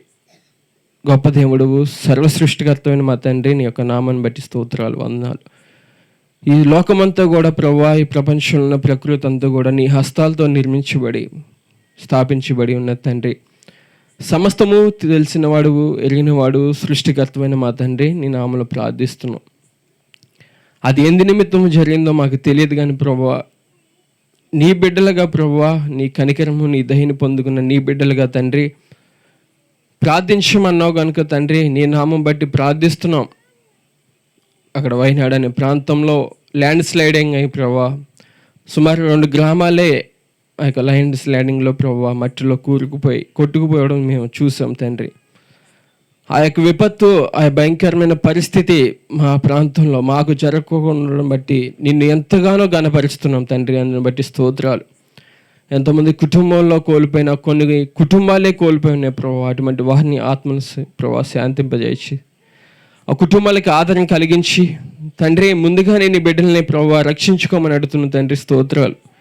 అది ముందుగానే నా ప్రభువ గవర్నమెంట్ వాళ్ళు, అక్కడ ఉన్న సమాజము ఎక్కడైతే జరుగుతున్నాయో, విపత్తులు జరుగుతున్నాయో, ప్రమాదాలు జరుగుతున్నాయో తండ్రి, ముందుగానే ప్రభువ గమనించి నీ బిడ్డలకి ఒక దర్శనం చేత ప్రభువ బిడ్డల యొక్క మేలుకొల్పుని దయచేసి ఇంకా ఎటువంటి ప్రమాదాలు జరగకుండా నీ మహాకృపను చూపించమని అడుగుతున్నావు తండ్రి. స్తోత్రాలు ప్రభువ.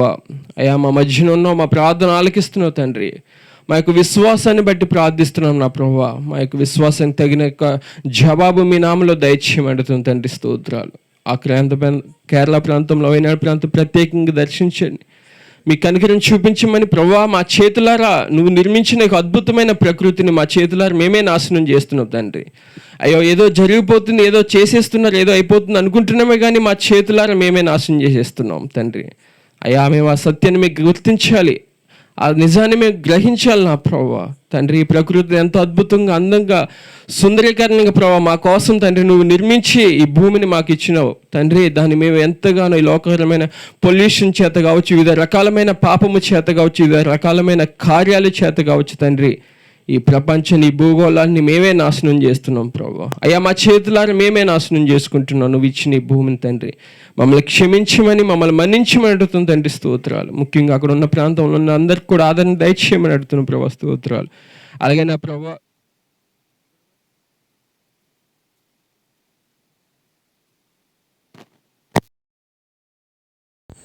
ఆ ప్రయాణాలు కూడా మీరే సహాయం దయచేయబడుతుంది ప్రభావ. నిత్యం ఎంతోమంది నీ బిడ్డలు ప్రభావ విమానంలో ప్రయాణిస్తున్నారు తండ్రి, వాళ్ళకు కూడా మీరే తోడుకొని నడిపించబడుతుంది.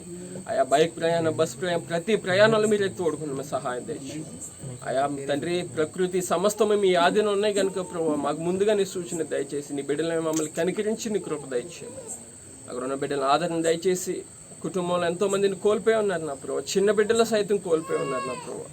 మీరే ఆదరణ చూపించి దయ చూపించమని ప్రభావ, నీ మహాకృపను చూపించమని, నీకు వ్యతిరేకంగా మేము జీవించుకోకుండా మేము ఉండలాగిన సహాయం దయచేస్తున్నాం. నీకే వందనాలు, స్తోత్రాలు చెల్లించుకుంటాం. యేసుక్రీస్తు పరిశుద్ధ నామమున ప్రార్థన అడివేడుకుంటున్నాం మా ప్రియ పరలోక తండ్రి. ఆమేన్. అందరికీ వందనాలు. థ్యాంక్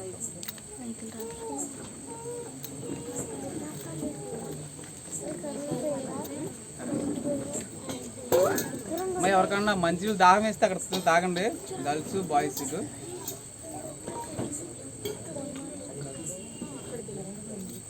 సమయంలో మరి ఇంకొక ప్రత్యేకమైన ప్రార్థన చేయాలండి. మరి సహోదరి అక్క పేరు మర్చిపోయాను, సారీ, సూర్యరావణ మిసెస్ గారు జ్యోతి అక్క రండి. పేరు అవ్వమ్మ గారు. మన సహోదరి జ్యోతి హెమీమా తెలిసే ఉంటుంది మీకు, లింగాల హెమీమా. ఇక్కడే మన ఇల్లు, వాళ్ళ ఇల్లు. వాళ్ళ అమ్మగారికి ఒంట్లో బాగుంటలేదు, వాళ్ళ అమ్మగారి గురించి ప్రత్యేకంగా.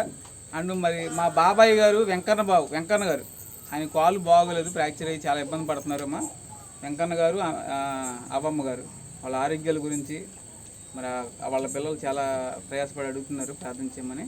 మరి ప్రార్థన చేయండి. పరిశుద్ధుడా, మహోన్నతుడా, ప్రేమ ప్రార్థనలు ఎగిపోయించండి. తండ్రి, దయగల తండ్రి, నీకు వందనాలు స్తోత్రం చెల్లించుకున్నాం. నీ ఎందు మేము మా ఎందు మీ మాటలు నిలిచేలాగా సహాయం దయచేయండి. నీ ఎందు భయభక్తులు కలిగి నీ మాట విని తండ్రి మరి ప్రార్థన చేస్తుండగా తండ్రి మీరు సహాయం దయచేయండి. అమ్మగారు తండ్రి వారి కుటుంబాన్ని మీరు జ్ఞాపం చేసుకోండి అయ్యా. మరి బలహీనంగా ఉన్న తండ్రి వారి దృష్టిని కూడా మీరు జ్ఞాపం చేసుకొని సహాయం దయచేయండి తండ్రి. వారు మీరు స్వస్థపరచండి అయ్యా, మీరే సహాయం దయచేయండి. మీకేది అసాధ్యమైనది లేదు తండ్రి, సమస్యము సాధ్యము తండ్రి. మీరే సహాయం దయచేయమని అడుగుచున్నామయ్యా. నీకు వందనాలు తండ్రి. డాక్టర్ల కంటే పరమ డాక్టర్, వైద్యుడి కంటే పరమ వైద్యుడు అయ్యా. వారికైతే ఏ బలహీనత ఉందో తండ్రి మాకైతే తెలియదు, కానీ మీకు తెలుసు అయ్యా. మీరే ముట్టి స్వస్థపరిచి సంపూర్ణమైన ఆరోగ్యం తండ్రి వారికి అనుగ్రహించి సహాయం దయచేసి మీరు కృప చూపించండి. వారి కుటుంబాన్ని అంతటినీ మీరు సహాయం దయచేయమని, ప్రతి విషయంలో కూడా మీ కృప అనుగ్రహించి సహాయం దయచేసి కృప చూపించమని ఈ చిన్న ప్రార్థన పాదాల చెంత అడిగి వేడుకుంటున్నాం తండ్రి.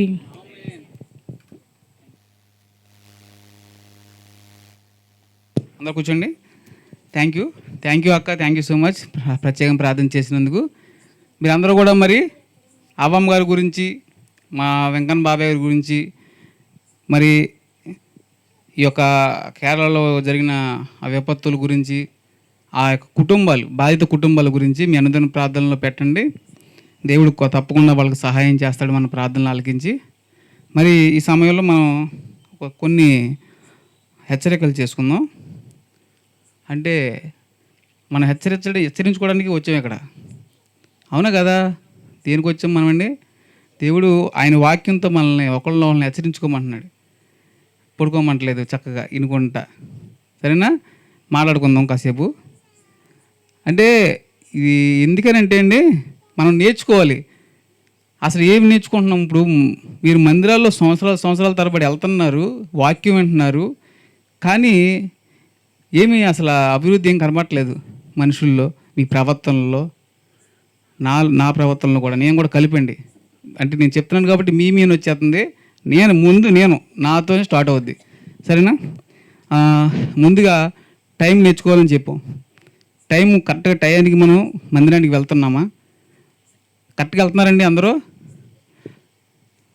చెప్పండి, మిమ్మల్ని అడిగేది. ఒక అరగంట లేట్ అవుతుంది. అసలు అయ్యగారు వాళ్ళు, పాస్టర్ గారు పిలుస్తున్నారు మిమ్మల్ని టైం రమ్మని పిలుస్తున్నారు కదా. మరి ఆయనకి గౌరవం ఇవ్వాలి కదా. మనం దేవుడికి గౌరవం తర్వాత ఇద్దాం, ముందు పాస్టర్ గారికి గౌరవం ఇవ్వాలి కదా. ఇవ్వాలా వద్దా? అసలు ముందు పాస్టర్ గారికి గౌరవం ఇచ్చినప్పుడు దేవుడికి ఎలా ఇస్తాం మనం?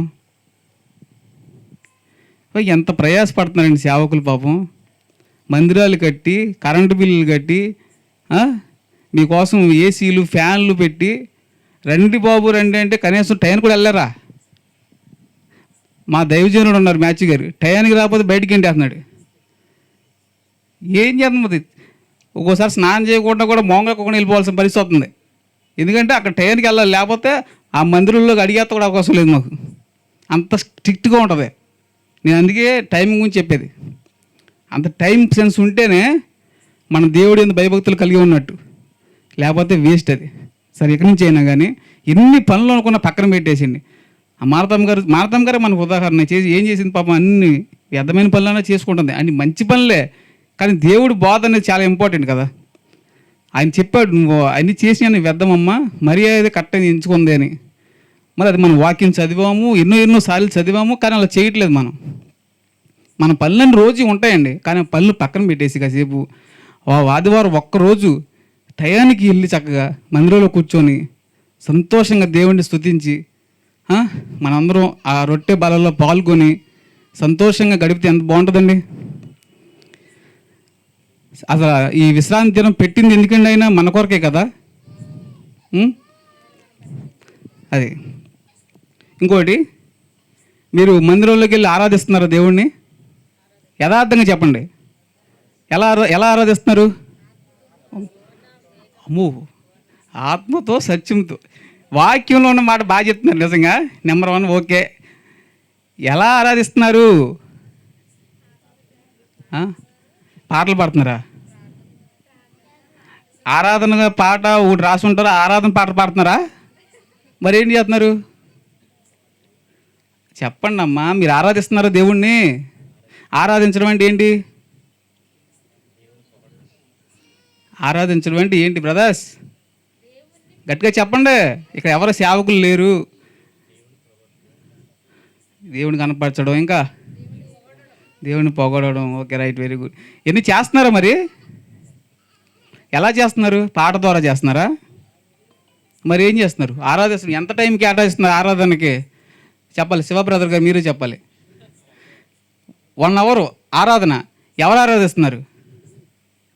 అందరూ ఆరాధిస్తున్నారా? అందరూ పక్కగా గ్యారెంటీయా? నోటితోనే ఆరాధిస్తున్నారా? అంటే కళ్ళు మూసుకొని ఇలా ఆరాధిస్తున్నారా? అంతేనా?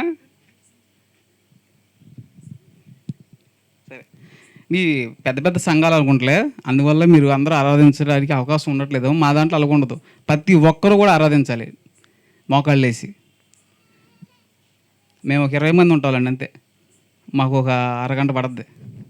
అందరూ మోకాళ్ళించి నా నోటితో దేవుడు నన్ను ఈ వారమంతా ఈ విధంగా కాపాడాడో, నేను ఆయనతో యథార్థంగా, అబద్ధాల మాటలు కాకుండా యథార్థంగా పర్టిక్యులర్గా ఆయనతో మాట్లాడుకుంటాం.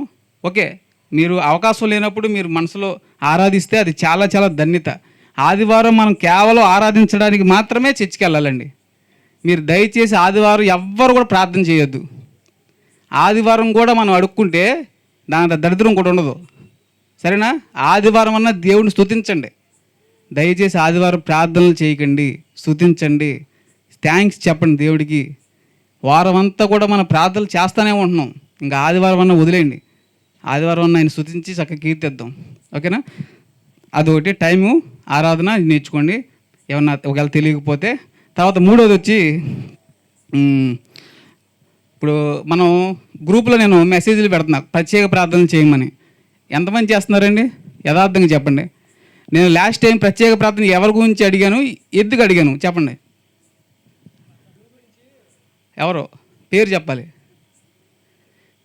మీరు ఎవరు మెసేజ్లు వింటలేదా? వాయిస్ మెసేజ్లు చెప్పండి. ఎవరి గురించి నేను అడిగాను ప్రత్యేక ప్రార్థన? గంగరాజా, హరిబాబు గురించి అసలు నేను పెట్టలే గ్రూప్లో. అంటే మీరు ఇంకా బాలు దగ్గర ఆగిపోయారు. 2 నెలల క్రితం చెప్పాను ఆయన గురించి. నన్ను బాలు క్షేమంగా వచ్చేసాడు, చక్కగా హ్యాపీగా ఉన్నాడు ఆయన, దేవుని కృపను బట్టి. ఓకే, ఈ మధ్యలో ఇంకా ఏం నేను పెట్టలేదు అసలు. అంటే మీరేమి అసలు చూడట్లేదు, మెసేజ్లు చూసినా కానీ అసలు మైండ్కి తీసుకోవట్లేదు. ఉన్న చోట నుంచొని నేను మోకాళ్ళు వేసి ప్రార్థన చేయండి అని నేను ఒక మెసేజ్ పెట్టా ఒకరి గురించి. అది అంతా చెప్పుకుంటే ఇప్పుడు గుర్తొచ్చింది. మర్చిపోతే వెళ్ళగా బ్రదర్. ఆయన ఆ రోజు ఏమైందంటే ప్రార్థన పాపం మేము ఇంట్లో ఉండి ఆఫీస్ రెడీ అవుతుంది, మేము ఇంట్లో ఉన్నాం. 10 గంటలు అవుతుంది, 9:30 10. పిల్ల పరిగెత్తుకుంటా అసలు ఎలా వచ్చింది తెలుసా?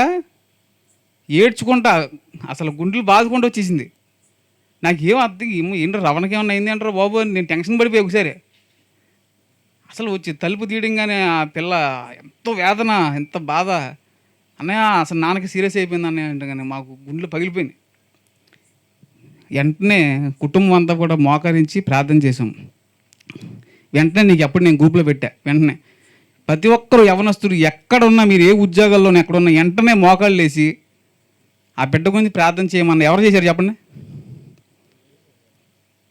Very good. అలా వెరీ గుడ్. గట్టిగా చేతులు పైకి ఎత్తండి, మన ధైర్యం చెప్పాలి మనం చేసాము అని. వెరీ గుడ్ అమ్మా, థ్యాంక్ యూ. అలా ఉండాలి. ఎప్పుడు ప్రార్థన వస్తుంది, ఎవరు కోరినా అది వెంటనే మోకాళ్ళేసి మనం చేసేయాలి.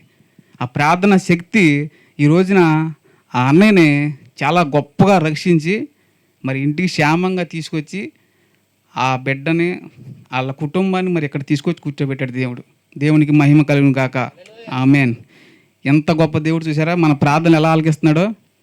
మేము ఆ రోజైతే సిచ్యువేషన్ ఏమన్నారంటే, నాన్నగారు కొంచెం సీరియస్గా ఉంది, వంశీ నాన్నగారు సీరియస్గా ఉంది నాన్న, ఇంకా ఏమో వాళ్ళు చెప్పలేకపోతున్నాం అని అన్నారు మాట. సాయంత్రానికి ఏమన్నారు తెలుసా, నాన్నకి మొత్తం తగ్గిపోయిందన్న, బాగానే వచ్చి లైన్ అయిపోయాడు అని అన్నాడు. అసలు ఎంత సంతోషం వేసిందంటే, మరి వాళ్ళకి ఎంత సంతోషం వేసిందో దాని మీద రెట్టింపు సంతోషపడ్డాం మేమైతే. చాలా ఆనందం వేసింది. అయితే ఈ సమయంలో ఇక్కడ మనం ఒక పాయింట్ గ్యాదర్ చేయాలి, అది నేను చెప్తున్నాను. దీన్ని మనం ఆలోచించండి, దయచేసి ఆలోచించి పాటించడానికి ప్రయత్నించండి. ఇప్పుడు వంశీ వాళ్ళ నాన్నగారు హాస్పిటల్లో ఉన్నప్పుడు ఎంతమంది వెళ్ళారు చూడడానికి? ఇక్కడ ఉన్నప్పుడు వంశీ వాళ్ళ అమ్మగారేమో ఒక చర్చికి వెళ్తారు, వీళ్ళ అక్కాదమ్ములు ఒక చర్చికి వెళ్తారు. అంటే ఇక్కడ 2 సంఘాల వాళ్ళు వాళ్ళకి బలంగా నిన్నారు. మరి 2 సంఘాల వాళ్ళు ఎంతమంది హాస్పిటల్లో ఉన్నప్పుడు వాళ్ళని పరామర్శించడానికి వెళ్ళారు? చేతులు ఎత్తండి.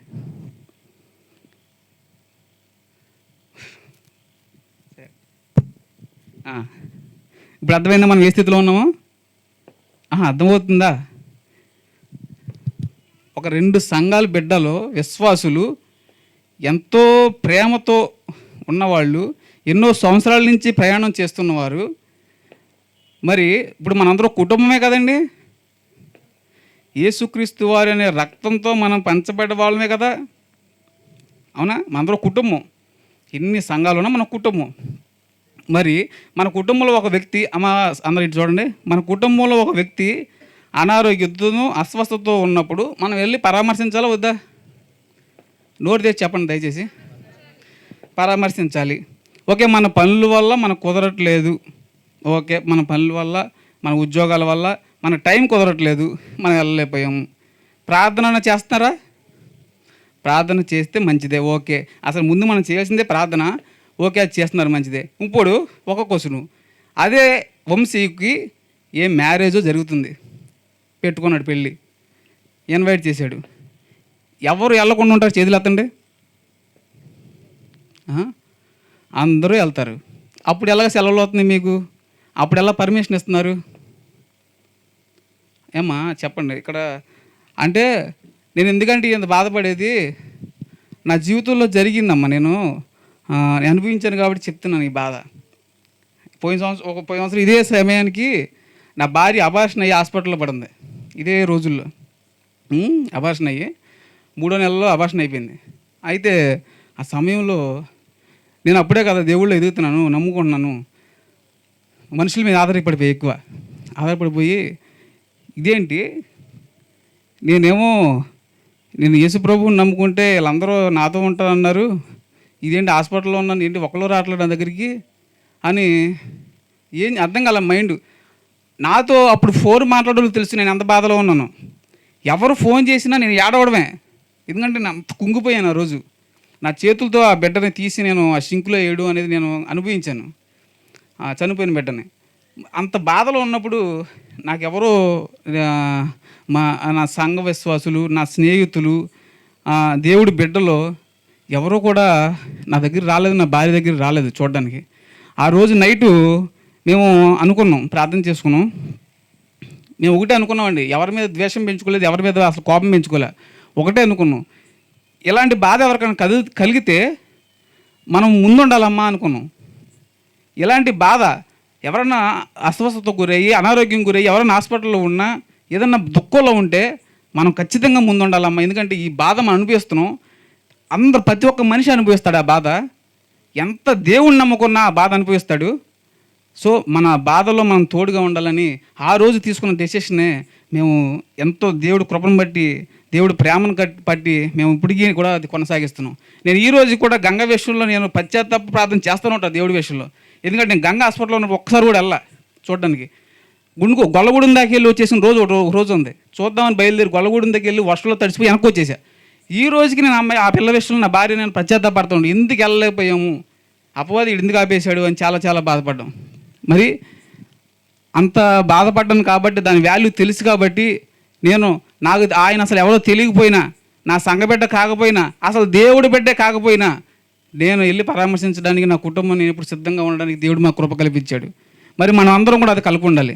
ఎందుకంటే అండి, విశ్వాసులు సంఘం మీద ఉన్న ప్రేమ ఎలా ఉంటుందంటే, నాకు ఏదైనా ప్రాబ్లం వస్తే నా సంఘ విశ్వాసులు నాతో తోడుగా ఉన్నారు, నా కోసం ప్రార్థన చేసేవాళ్ళు 10 మంది ఉన్నారు, నా కోసం ఏ సహాయం చేయడానికైనా నా సహోదరులు ఉన్నారు అని ఎంతో ఆశగా ఉంటారండి.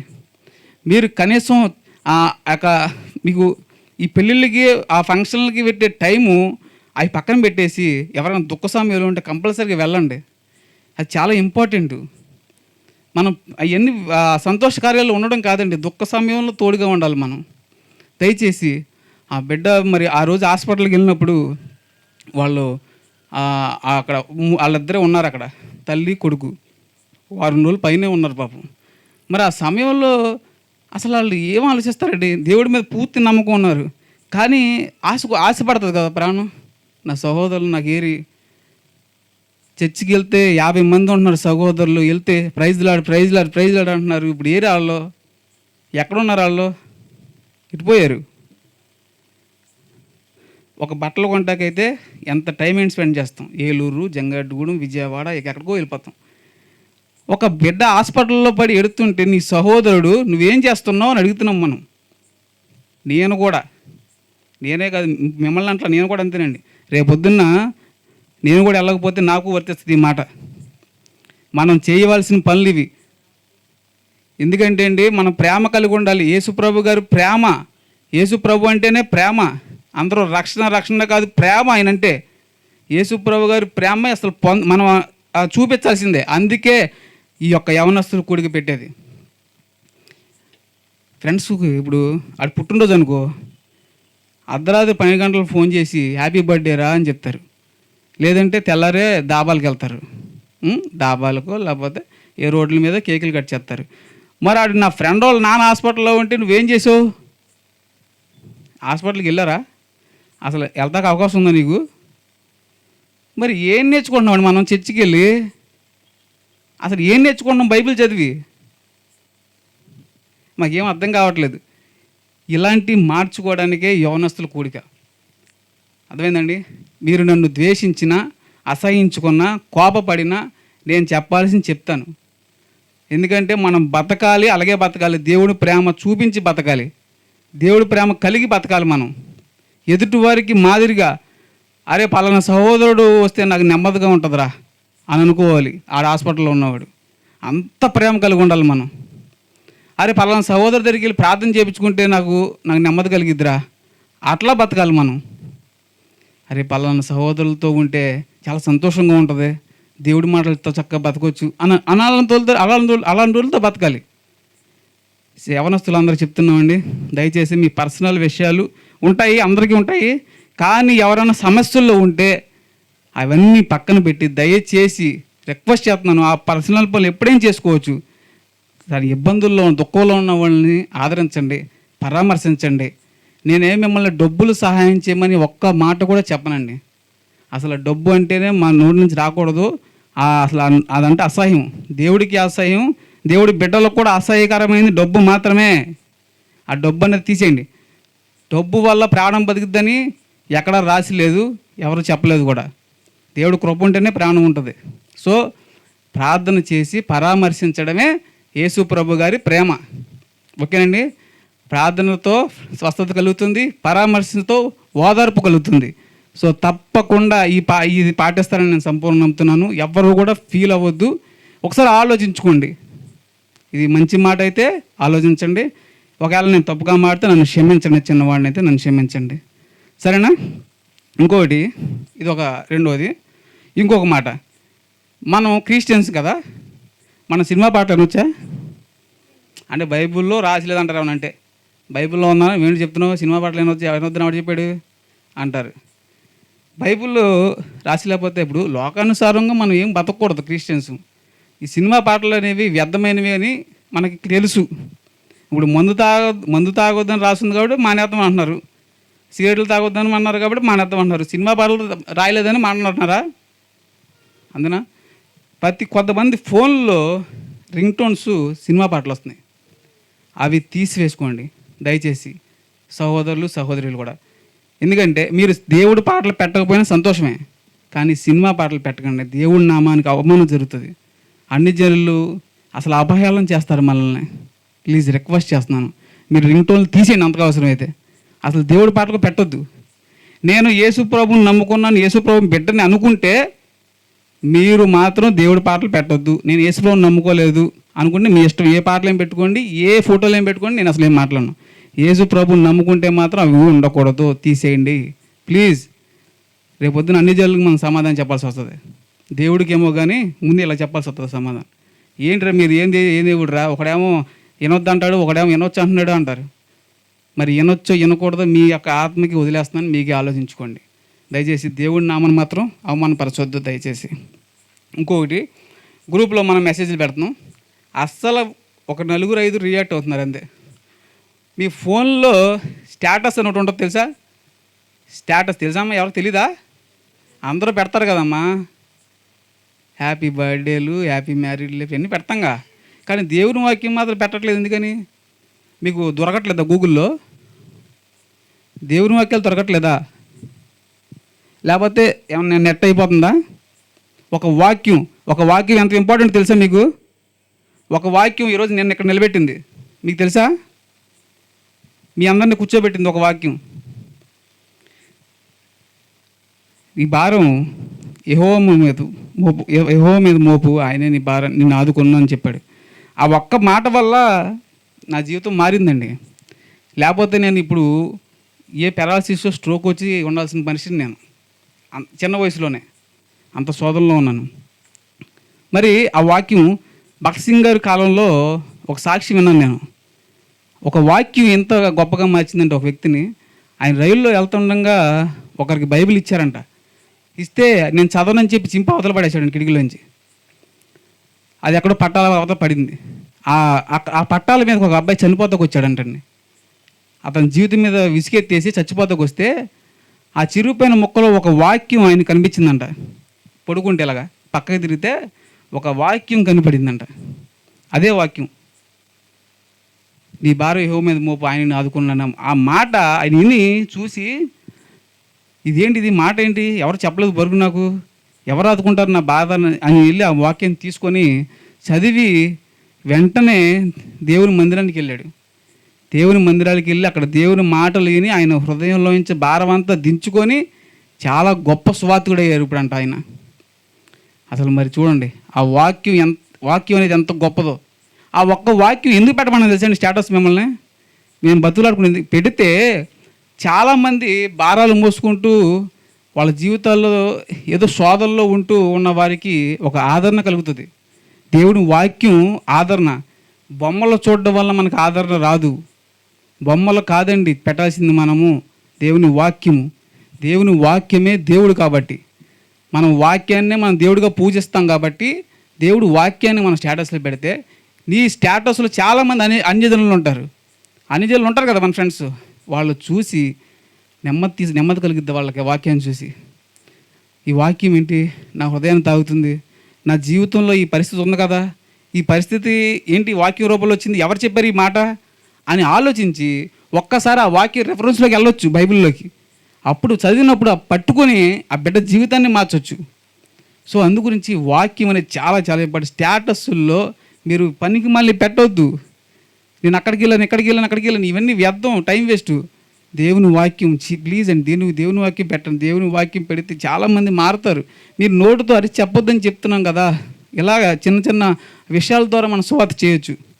సువార్త చేయడానికేనండి ఇప్పుడు ఫోన్లో సోషల్ మీడియా వచ్చాక చూసా సువార్త ఎంత గొప్పగా వెళ్తుందో, ఎంతమంది సేవకులు అలా చెప్తున్నారు చక్కగా. ఫోన్లు అందుకే పంపించాడు దేవుడు, మనం కూడా అలా వినియోగిద్దామండి దయచేసి. ప్లీజ్ రిక్వెస్ట్ చేస్తున్నాను, వ్యర్థమైన వాటిని ఫోన్లో పెట్టకండి. మనం దేవుడి బిడ్డలం కాబట్టి మనం దేవుడియే పెట్టాలి, దేవుడి గురించే మనం బోధించాలి, దేవుడు సువార్తే చేయాలి దయచేసి. మరి గ్రూపుల్లో పెడతంటే కనీసం రిప్లైలు, కనీసం ఎవరో ఒక వాక్యం కూడా పెట్టడానికి అసలు మీకు టైం కూడా ఉండట్లేదు అనుకుంటా, అంత బిజీగా లైఫ్లో ఉన్నారు మీరు. దయచేసి అండి, మనం ఎన్ని చేసినా ఏ చేసినా మనం దేవుడిని నమ్ముకున్నాము కాబట్టి కంపల్సరీగా దేవుడు సువార్త చేయాలి. చేయాలి. మీకు మందిరాల్లో చెప్తున్నారు లేదో, మనం దేవుని సువార్త, దేవుని పని చేయాలి. ప్రతి ఒక్కరు కూడా చేయాలి. దేవుడు కోరుకున్నది కూడా అదే. యేసుప్రభు గారు ఆ మొట్టమొదటిగా చెప్పిన మాట ఏంటి, ఒక లక్షణాన్ని లేడీస్ చెప్పాలి. పెద్దోళ్ళు చెప్పేస్తున్నారు. యంగ్స్టర్స్, పెళ్లి కాని వాళ్ళు యంగ్స్టర్ చెప్పండి. దేవుడు యేసుప్రభు గారు లోకంలో సువార్త ఏ వాక్యంతో మొదలెట్టాడు? గట్టిగా చెప్పండి, ధైర్యంగా. అక్క నేనేం చెప్పాను, మీ పెళ్ళి అయిపోయింది, మీరు నేను చిన్నపిల్లలు చెప్పాను. గట్టిగా చెప్పాలి. ఆ చిన్నపిల్లలు ఎవరో చెప్పండి అమ్మా, చెప్పాలి. వాక్యం ఏంటి అది కూడా తెలీదా? ఏ దాని కింద ఇంకో దాని ముందు ఇంకో పదవి ఉంటుందమ్మా. అంటే ఎవరికే వాక్యం తెలియలేదన్నమాట. యేసుప్రభు గారు చెప్పిన మొదటి మాట కూడా మీకు తెలియదంటే మీరు ఏ స్థాయిలో ఉన్నారో అర్థమవుతుంది తల్లి. ఏమి సమీపించున్నది? మరి ఆ మాట ఎక్కడుంది? యోహాను సువార్తలో ఉంది, కరెక్టే. ఇప్పుడు పరలోక రాజ్యం సమీపించున్నది, అందరూ మారు మనసు పొందడి అని చెప్పారు. మీరు మారు మనసు పొందడు ఒకటే చెప్తున్నారు, కానీ ఏమి సమీపించున్నది చెప్పట్లేదు. అది దానికోసం మారు మనసు పొందాలి మనం. అర్థమైందండి? అది పాయింట్ చాలా ఇంపార్టెంట్ పాయింట్. అది మనం ఎప్పుడు మర్చిపోకూడదు. ఎప్పుడైనా టక్మని చెప్పాలి, లేకపోతే అది దేవుడికి అవమానం జరుగుతుంది. సరేనండి. మరి ఒక క్వశ్చన్ అడగటం జరుగుతుంది. ఆ క్వశ్చన్కి మరి పురుషులు, మా బ్రదర్స్, మీరు ఎవరైనా మాట్లాడుకుని దయచేసి ఆ క్వశ్చన్కి ఒక ఆన్సర్, చిన్నది పాయింట్ చెప్తే వాళ్ళకు ఒక బహుమతి ఇవ్వడం జరుగుతుంది. దయచేసి శివ బ్రదర్ మీరు వద్దు, సీనియర్ మోస్టులు వద్దండి, యంగ్స్టర్స్ మాత్రం చెప్పండి.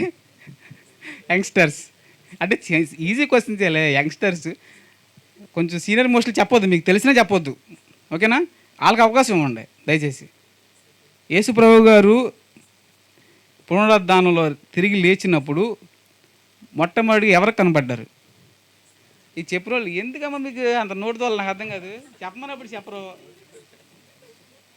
నేను ఇప్పుడు బాయ్స్ మీరు బాయ్సా?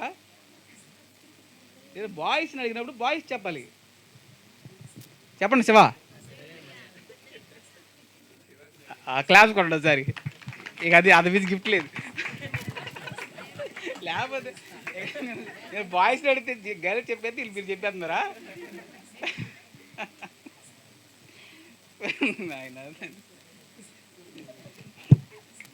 సిస్టర్స్ గారికి ఒక మాట. ఇప్పుడు సిస్టర్ గారిని అడుగుతున్నాను, మీరు ఎవరో చెప్పొద్దు దయచేసి. సీనియర్ అమ్మ, అక్క మీరు కూడా చెప్పొద్దు. సీనియర్లు ఎవరైతే ఉన్నారో వాళ్ళు మాట్లాడొద్దు దయచేసి.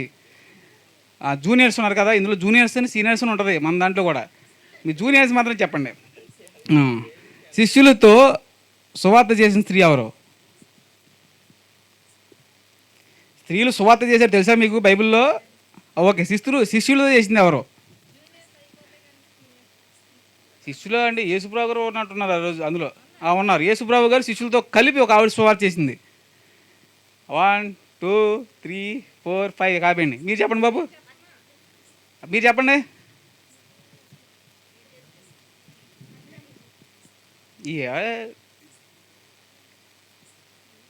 ఇప్పుడు బైబిల్ తీస్తారు వద్దులే.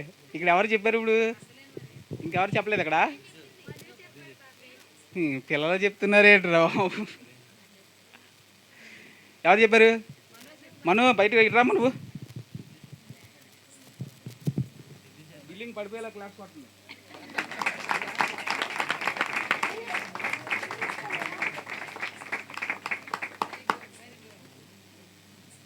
ఇట్రా మడు, ఇట్రా.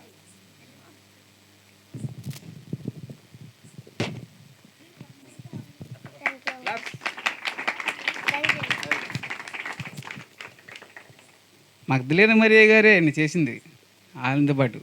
నేను రివర్స్గా ఏంటి మనం చాలా అయితే చాలా డౌన్లో ఉన్నాం. ప్లీజ్ చదవండి వాక్యం. సరే ఓకే అయితే వెరీ గుడ్ మను. చాలా ఆనందంగా ఉంది. పిల్లోడు దేవుడు కృప చూసా, ఎవరికి బహుమతి ఇవ్వాలో వాళ్ళకే ఇస్తాడు. ఆ బహుమతి ఏంటో తెలుసండి? ఆ బహుమతి ఎవరిచ్చారు తెలుసా? ఒక గొప్ప సువార్తికుడు ఇచ్చాడు. ఏలూరు కొత్త బస్ స్టాండ్లో మేము పని మీద వెళ్తే ఒక కాలు చేయి పడిపోయిన ఆయన అసలు ఆ బస్ స్టాండ్ దగ్గర కూర్చొని సువార్త ఆ పుస్తకాలు పంచిపెడుతున్నాడు ఒకరోజు. అసలు ఆయన చూసి తల దించుకొని సిగ్గుపడ్డా నేను. అన్నీ అసలు కాలేజ్ చేయి బాగున్నాడు, అసలు సువార్త చేస్తుండే నేనేంటి బండి వేసుకొని చక్కగా హీరోలా తిరుగుతున్నా రోడ్డు మీద. అసలు ఎంత గొప్ప నిజంగా సువార్త చేయడం అంటే. ఆ బిడ్డ ఒక్క రూపాయి అసలు ఆశించలేదండి. వెళ్ళి అన్న ఏంటి ఏంటి పుస్తకాలు మాకు అర్థం కాలే, అన్న ఏంటన్నా అంటే సువార్త చేస్తున్న బైబిల్ అన్నాడు గర్వంగా.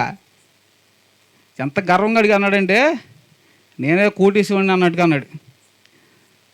అంటే అన్న మరి ఎంతగా అమ్ముతున్నావు అంటే, అమ్ముతామా సువార్త అనేది, సువార్త ఉచితం అన్నాడు. అసలు మత్తుకుపోయిందంటే మా ఆవిడికి నాకు. ఎందుకు వచ్చిన బతుకులు చిన్న మన ఇవి, అసలు ఎందుకు బతుకుతున్నావు, తింటాకి సంపాదిస్తాకి ఇదే మన బతుకు అయిపోయింది. ఆయన చూడు అసలు తిండి లేదు, దాహం మంచినీళ్ళు బాటిల్ కూడా లేదు ఆయన దగ్గర. ఎండలో కూర్చొని సువార్త చేస్తున్నాడు మహానుభావుడు. ఆయన అడిగి తీసుకున్నారు 2 పుస్తకాలు. తీసుకుంటే ఇచ్చి అన్న ఏంటన్న నీ పేరు అని అంటే, ఆయన పేరు అంటగా నాకు దావీదు గారే గుర్తొచ్చాడు. దావీదు అంట ఆయన పేరు. చూద్దాంగా నాకు ఒకవేళ నిజంగా దావీదు అలాగే ఉంటాడేమో అనిపించింది ఆయన చూద్దాంగానే. అలా అంత మంచిగా అనిపించాడు. నిజంగా చాలా ఆనందం వేసింది. అలాగ మనం మరి అలాంటి వాళ్ళు చేస్తున్నప్పుడు మనం ఎంత సువార్త చేయాలండి. తర్వాత చేద్దాం అనుకుంటే మనకు అవకాశం ఉండదు. మనది ఎలాంటి జీవితం, మనది ఎలాంటి జీవితం, ఆవిరి వంటి జీవితం. ఇప్పుడు తర్వాత తెల్లారే మనం లెగుతామో లేదో మనకు తెలియదు. మన పరిస్థితి అలాంటిది.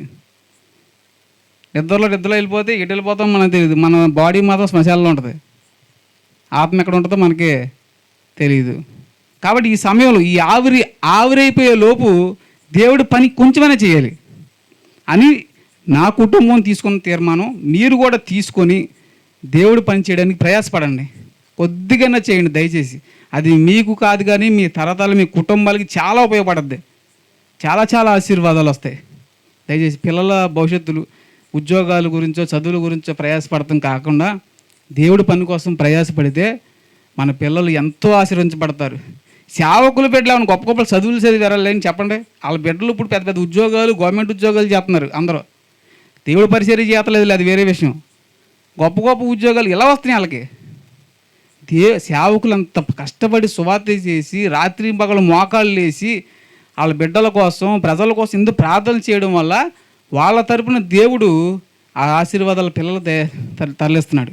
సో అలా విధంగా మనం కూడా ప్రార్థన చేస్తే పోనీ మన కొరకు కాకపోయినా మనం పోనీ నరకాలకు వెళ్ళిపోదాం. మన పిల్లలు అన్న పోనీ అక్కడికి వెళ్తారు కదండి, వాళ్ళ కోసం మనం ప్రయాసపడాలి కదా. అందుగురించి ప్రార్థనలో కూడా బలపడండి, సువార్తలో మరింత బలపడండి. సువార్త చేయడమే మన జీవిత లక్ష్యం అవ్వాలి. అట్లా మనం బతకాలి. సరేనండి. మరి అయితే ప్రతి నెల కూడా మరి బైబిల్ ఎగ్జామ్ నిర్వహించడం జరుగుతుంది కదా. మరి ఈ నెల కూడా మనం నిర్వహించుదాము. ప్రకటన గ్రంథం అందరూ చదివారండి, మొదటి అధ్యాయం. చాలా ఆనందంగా ఉందండి నిజంగా. అసలు డబ్బులు ఎంత ఖర్చు పెట్టడానికైనా మేము సిద్ధంగా ఉన్నాం. ఎందుకంటే పిల్లల్లో ఆ యొక్క పోటీతత్వం మాకు చాలా నచ్చింది. వాక్యం చదువుతున్నారు. అసలు వాక్యం చదవడం ఎంత గొప్ప విషయం తెలుసండి. సేవకులు నా తిప్పలు పడుతున్నారు వాక్యం చదివించడానికి అన్ని సంఘాల్లో. కానీ ఒక్కళ్ళు చదవట్లే, కనీసం ఇలాగన్నా చదువుతున్నారు. మాకు చాలా సంతోషంగా ఉంది. సో దయచేసి ఎగ్జామ్ ఒకటి జరుగుతుంది.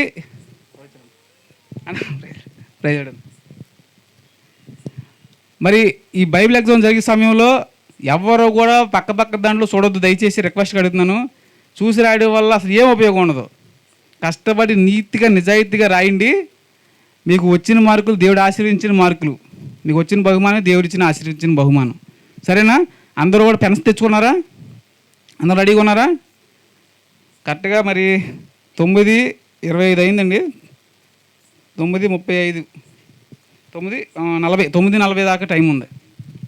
మన ఆ టైం అలాగే ఉంది. మీ టైం ఎలా ఉందో 9:25 అంతే. ఓకే, 9:40 దాకా టైం ఉంది. పేపర్లు ఇస్తున్నాం. చాలా జాగ్రత్తగా ఆలోచించి రాయండి. ఒక్క పదం కూడా తేడా వచ్చిన మార్కు పోద్ది. 7 సంఘాల పేర్లు కరెక్ట్గా రాయండి. నేను చెప్పి ఆల్రెడీ ముందే అనౌన్స్ చేశాను 7 సంఘాల పేర్లు వస్తాయని. ఆ సంఘాల్లో ఒక్క పేరు పోయినా మాకు మార్కు పోయినట్టే. ఎన్ని సంఘాలు ఆ సంఘాల పేర్లు కూడా రాయాలి. ఓకేనా? ఏదన్నా క్వశ్చన్ మీకు డౌట్ వస్తే మమ్మల్ని అడగండి. అయితే ఇప్పుడు మనం చిన్న ప్రార్థన చేసుకుందాం. బైబిల్ ఎగ్జామ్ ఇప్పుడు జరగడానికి ఒక చిన్న ప్రార్థనతో మనం స్టార్ట్ చేద్దాం. చిన్న ప్రార్థన చేయవలసిందిగా మన జగనన్న ఆహ్వానించడం జరుగుతుంది. అందరూ ప్రార్థనలు ఏకీభవించి ఎగ్జామ్కి సిద్ధపడగలిగి ఉండండి. ప్రార్థన చేసుకుందామండి. పరలోకమందున మా తండ్రి, నజుడైన మా యేసు ప్రభువా, నీకు స్తుతులు స్తోత్రాలు తండ్రి. ప్రభువా, ఇదిగోనండి తండ్రి, ప్రతి నెల ప్రభువా సహోదరుడు సిమియోను బ్రదర్ ద్వారా తండ్రి ప్రభువా యవనస్తుల కోడికను ప్రభువా తండ్రి ఏర్పాటు చేసి ప్రభువా బైబిల్ ఎగ్జామ్స్ తండ్రి ప్రభు కండక్ట్ చేస్తుండగా ప్రభు వారి కుటుంబానికి తండ్రి ప్రభువా తండ్రి ఎంతో ప్రయాసంతో తండ్రి ప్రభువా చేస్తున్న ఈ పరిచర్య అంతట్లో ప్రభు మీరు జ్ఞాపకం చేసుకుని తండ్రి ప్రభువా అలా ఎగ్జామ్స్ రాస్తున్న ప్రతి ఒక్కరికి తండ్రి ప్రభు మంచి జ్ఞానం ఇచ్చి తండ్రి ప్రభువా నాయన సత్యముతో తండ్రి ప్రభువా రాయడానికి సహాయం చేయండి. ప్రభువా నీకే స్తోత్రాలు నాయన, నువ్వే తోడుగు నడిపించి సహాయం చేయమని యేసు నామమున ఈ ప్రార్థన అడుగుడుకొనుచున్నాం తండ్రి, ఆమేన్.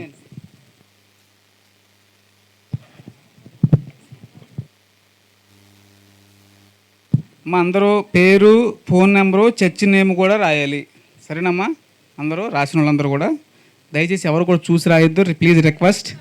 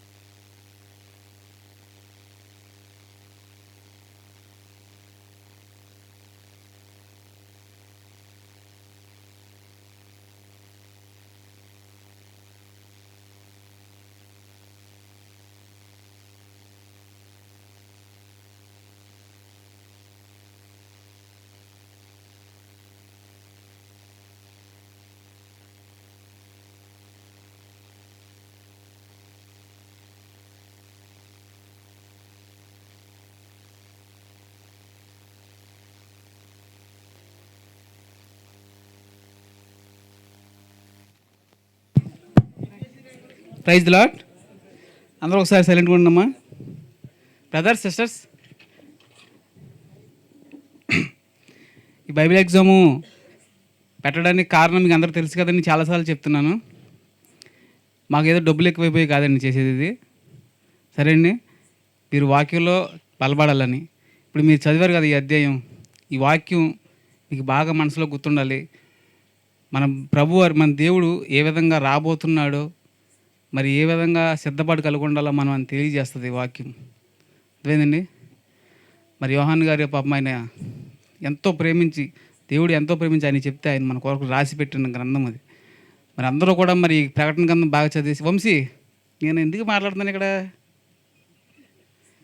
పనిలాగా మాట్లాడుతున్నాడా, దయచేసి మాట్లాడేటప్పుడు జాగ్రత్తగానండి, ఒక్క నిమిషమే, తర్వాత మన ఇష్టం మంది. అర్థమైందమ్మా. తర్వాత ఈ బహుమతులు ఇవ్వడానికి కారణం ఏంటంటే, మనం మన ఇంట్లో ఏ మూల చూసినా కానీ వాక్యమే ఉండాలి.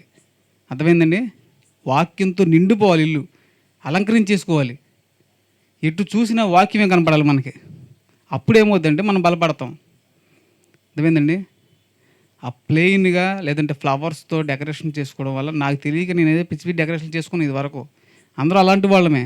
కానీ తెలిసిన తర్వాత కూడా చేయడం అనేది కరెక్ట్ కాదు. చక్కగా వాక్యం ఇంట్లో ఉంటే ఎంత అలంకరణగా ఉంటుంది తెలుసండి. ఇల్లు చాలా అందంగా ఉంటుంది. మందిరాల్లో కూడా మీ వాక్యాలు మీ ఇళ్ళలో నిండిపోతే మీ మందిరాల్లో పెట్టండి, లేదంటే ఇతరులకు ఇవ్వండి. ఇతరులకి వాక్యం ఇచ్చారంటే మీ సువార్త చేసినట్టే. మేము సువార్తలో ఒక భాగంగా ఉంటుందని కూడా ఈ వాక్యం ఇవ్వడం జరుగుతుంది. ఇంత ప్రయాసపడి దయచేసి వాక్యాలను మాత్రం వ్యర్థంగా పక్కన పడేయకండి, ఓ మూల పడేయకండి, పనికిరాని ప్లేసుల్లో పెట్టకండి. చాలా అమూల్యమైనవి, చాలా వాల్యుబుల్ ఇవి గిఫ్ట్స్ అనేవి, వాక్యాలు అనేవి చాలా జాగ్రత్తగా బంగారం కన్నా గొప్పగా దాచుకోవాలి మనం. దయచేసి ప్లీజ్ అన్ని గుర్తుంచుకొని పాటించండి. మరి మీ యొక్క పరిచర్య, ఈ యొక్క మా యొక్క ప్రయాసని దేవుడు మరి ఆశీర్వదించేలాగా మీ అనుదిన ప్రార్థనలో, మీ కుటుంబ ప్రార్థనలో పెట్టండి మా కొరకు. ఎందుకంటే దేవుడు పని చేస్తున్నప్పుడు చాలా అపవాది శోధనలు వస్తాయండి, చాలా భరిస్తున్నాం కూడా. మరి మీ అందరూ ప్రార్థనల ఫలితంగా దేవుని కృప వల్ల ఎదరకు సాగుతున్నాము. మరి ఇంకా మేము బలంగా స్టాండర్డ్గా ఉండి దేవుడి పనులు ఇంకా బాగా ఎదిగేలాగా నా కుటుంబాన్ని గురించి మీరు ప్రత్యేకంగా ప్రార్థన చేయమని నేను ప్రేమపూర్వకంగా కోరుతున్నాను. ప్లీజ్ అందరూ ప్రార్థన చేయండి. మనందరం కూడా ఇలాగ ఒక యూనిటీగా ఉండి దేవుడికి ఒక గొప్ప బలంగా మనం ఏర్పడి, అసలు దేవుని సైన్యంగా మన గ్రూపు అదే కదా, జీసస్ ఆర్మీ. మనం ఒక ఆర్మీ, మనం దేవుని సైన్యంగా మనం ఏర్పడితే ఆయన ఇప్పుడు ఈ సమయంలో ఎంత సంతోషపడతాడు తెలుసండి. మన ఈ 50 మందిని చూసి ఎంత సంతోషపడతాడు ఆయన. ఆయన్ని మనం సంతోషపెట్టేలాగే మనం బతకాలి నిత్యం. ఇక ఎప్పుడు మన సంతోషాల కోసం ఎత్తుకోకూడదు, ఆయన్నే సంతోషపెట్టాలి. సో ఆయన సంతోషపెట్టడానికే ఈ యొక్క ప్రయాసతో కూడిన, భారంతో కూడిన ఈ యొక్క కూడికలు. మనందరం కూడా చక్కగా యవనస్తులు నూతనంగా పిల్లలు వస్తుంటే ఎంతో ఆనందం వేస్తుంది మాకు. చాలా సంతోషపడుతున్నాం. నా సహోదరులు దేవుని మాటలు వినడానికి వస్తున్నారని ఎంతో చాలా సంతోషంగా ఉంటుంది. మరి ఈ సంతోషాన్ని మనం ఇంకా రెట్టింపులు చేసుకుని యవనస్తులందరినీ కూడా దేవుని వైపు తిప్పేలాగా మనం అందరూ బలపడాలి. మీరందరూ కూడా ప్రతిరోజు మీ స్నేహితులతో, మీ ఫ్రెండ్స్తో, మీ చుట్టాలు, బంధువులు అందరితో కూడా దేవుడి మాటలే మాట్లాడండి, దేవుడి సువార్త చేయండి. అందరినీ కూడా దేవుళ్ళలోకి నడిపించడానికే ప్రయత్నించండి. మనం అందరికీ ఒక మాదిరిగా మనం నిలబడాలి. సరేనండి. మరి ఈ సమయంలో మరి ఇక మనం అందరూ కూడా వచ్చినందుకు థ్యాంక్ యూ సో మచ్. మరి భోజన కార్యక్రమాలు ఉన్నాయి, అందరూ కూడా భోజనం చేసి సమృద్ధిగా భోజనం చేసి చక్కగా అందరూ సంతోషంగా ఆశీర్వాదాలతో దేవుడి వాక్యం మన హృదయంలో పెట్టుకుని అందరూ ఇంటికి వెళ్ళాల్సిన కోరుతున్నాను. గులుగు కూర ఎంతమంది తెలుసు ఇక్కడ? గులుగు కూర ఎంతమంది తెలుసు ఇక్కడ? గులుగు కూర ఆకుకూర పొలాల్లో దాకా అయితే ఆ కర్రీ వండారు ఎవరా? అందరూ కూడా తినండి, అది చాలా హెల్త్కి చాలా మంచిదంట. అందరూ కూడా చక్కగా కర్రీ వేసుకుని భోజనం చేసి వెళ్ళాల్సిందిగా మరి అందరినీ ప్రేమపూర్వకంగా కోరుతున్నాను. మరి ఇప్పుడు మనం ఆఖరి ప్రార్థన చేసుకుందాం. ఆఖరి ప్రార్థన ఆశీర్వాదం, మరి యొక్క భోజనం గురించి ప్రత్యేకమైన ప్రార్థన చేసుకుని మరి ముగించుకుందాం. మరి ఆఖరి ప్రార్థన చేయడానికి మన ముందు మన అన్నగారు వచ్చారు, దీప్చంద్ అన్నగారు. మరి అనుకోవిధంగా అన్నగారు వచ్చారు, మరి దేవుడు పంపించారు అనుకుంటా మనల్ని ఆశీర్వదించడానికి. అన్న కూడా అసలు మంచి సేవ చేస్తాడు. అసలు ఏలూరులో అనాథ పిల్లలకి సేవ చేయడం ఎవరు చేస్తున్నారండి ఇక్కడ? మనకు తెలిసిన వాళ్ళు అనాథ పిల్లల దగ్గరికి వెళ్ళి సేవ చేస్తాడు ఆయన. తల్లిదండ్రులు లేని వాళ్ళు, పేదోళ్ళు, వాళ్ళకే మనం సేవ చేయాల్సింది. డబ్బున్నవాడికి ధనవంతుడికి కాదు. అన్న అలా చేస్తారు, చాలా మంచి సేవకులు. ఆయన దేవుడు నడిపించాడు మన మధ్యకు ఇప్పుడు. మరి ఆయనతో మనం ఒక ప్రార్థన చేయించుకుందాం, ముగింపు ప్రార్థన చేయించుకొని ఆశీర్వాదం. అన్నగారు ముగింపు ప్రార్థన చేస్తారు, ఆశీర్వాదం మన శివ బ్రదర్ ఇస్తాడు. మన అప్పల సమ్మన్న గారు వచ్చి ఆ భోజన సదుపాయాల గురించి ప్రార్థన చేస్తారు. అన్నారండి. అందరూ ఒకసారి నిలబడండి, ఆఖరిగా ప్రార్థన చేసుకుందాం.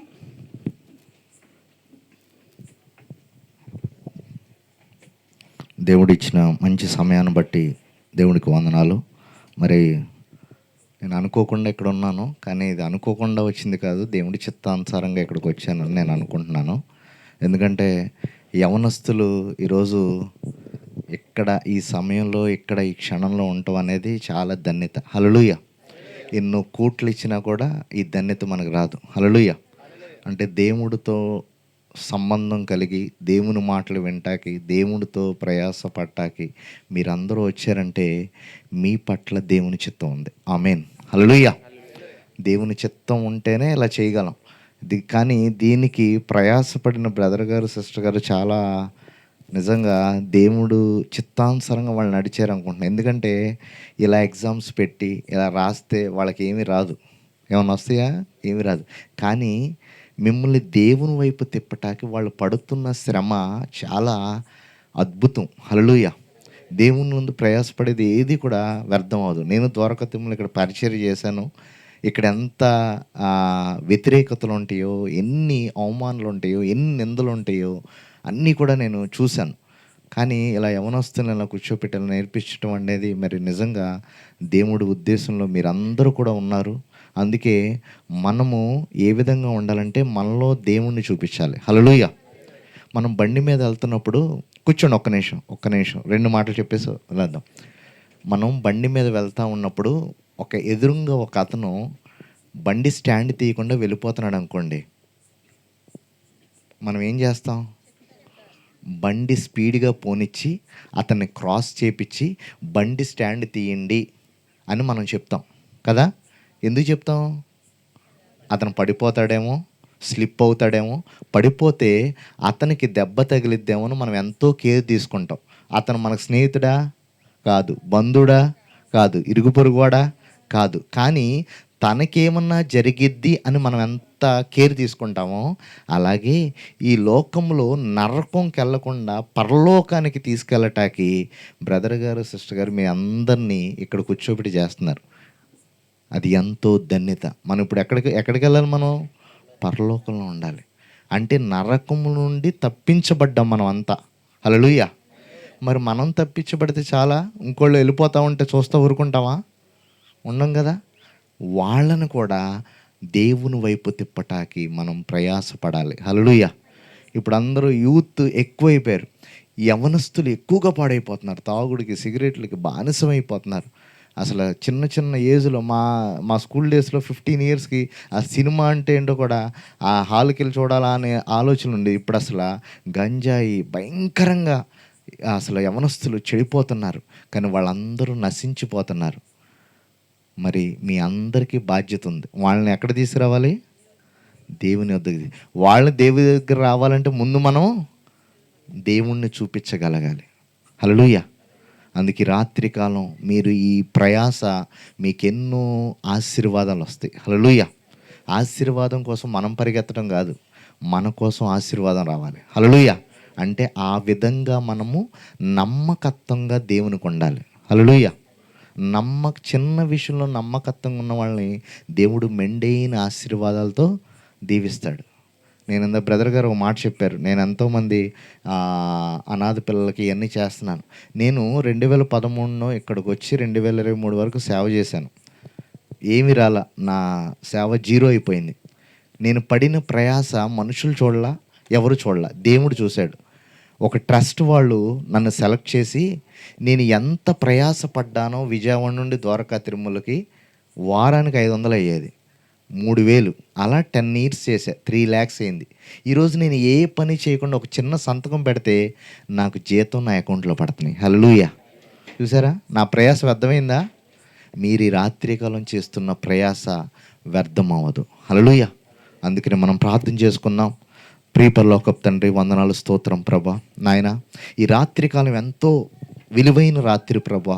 బిడ్డలందరూ యవనస్తులు, యవన స్త్రీలు, యవన పురుషులు నాయన వచ్చి నీ వాక్యం విని నీతో నడవటానికి, నీతో గడపటానికి వాళ్ళు ఎంతగానో ప్రయాసపడుతున్నారు ప్రభా. నాయన వాళ్ళ ప్రయాస వ్యర్థమవద్దు ప్రభా. వాళ్ళు ఎంతగానో నిన్ను ప్రేమించే బిడ్డలుగా దయచేయండి. ఈ రాత్రికాలం నువ్వు ప్రాణం కన్నా ఎక్కువగా మమ్మల్ని ప్రేమిస్తున్నావయ్యా. అయ్యా, మా కోసం నరుమానవుడికి ఈ లోకానికి వచ్చి నీ విలువైన రక్తాన్ని చిందించి నీ శరీరాన్ని మా కోసం ఆ కలువరి సిలువలో భరించావు ప్రభా.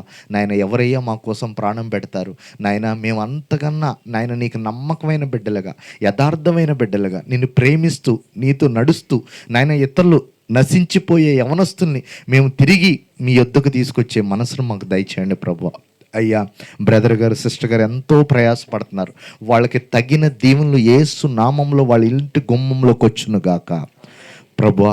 ఈ యవనస్తులందరూ కూడా నీ పరిశుద్ధాత్మ అగ్ని అభిషేకముతో మండును గాక ప్రభువా. నాయన ఈ రాత్రికాలం ఇక్కడికున్న ప్రతి బిడ్డని యేసు నామంలో మండించు ప్రభువా. నాయన నీ అగ్నితో మండించు ప్రభువా.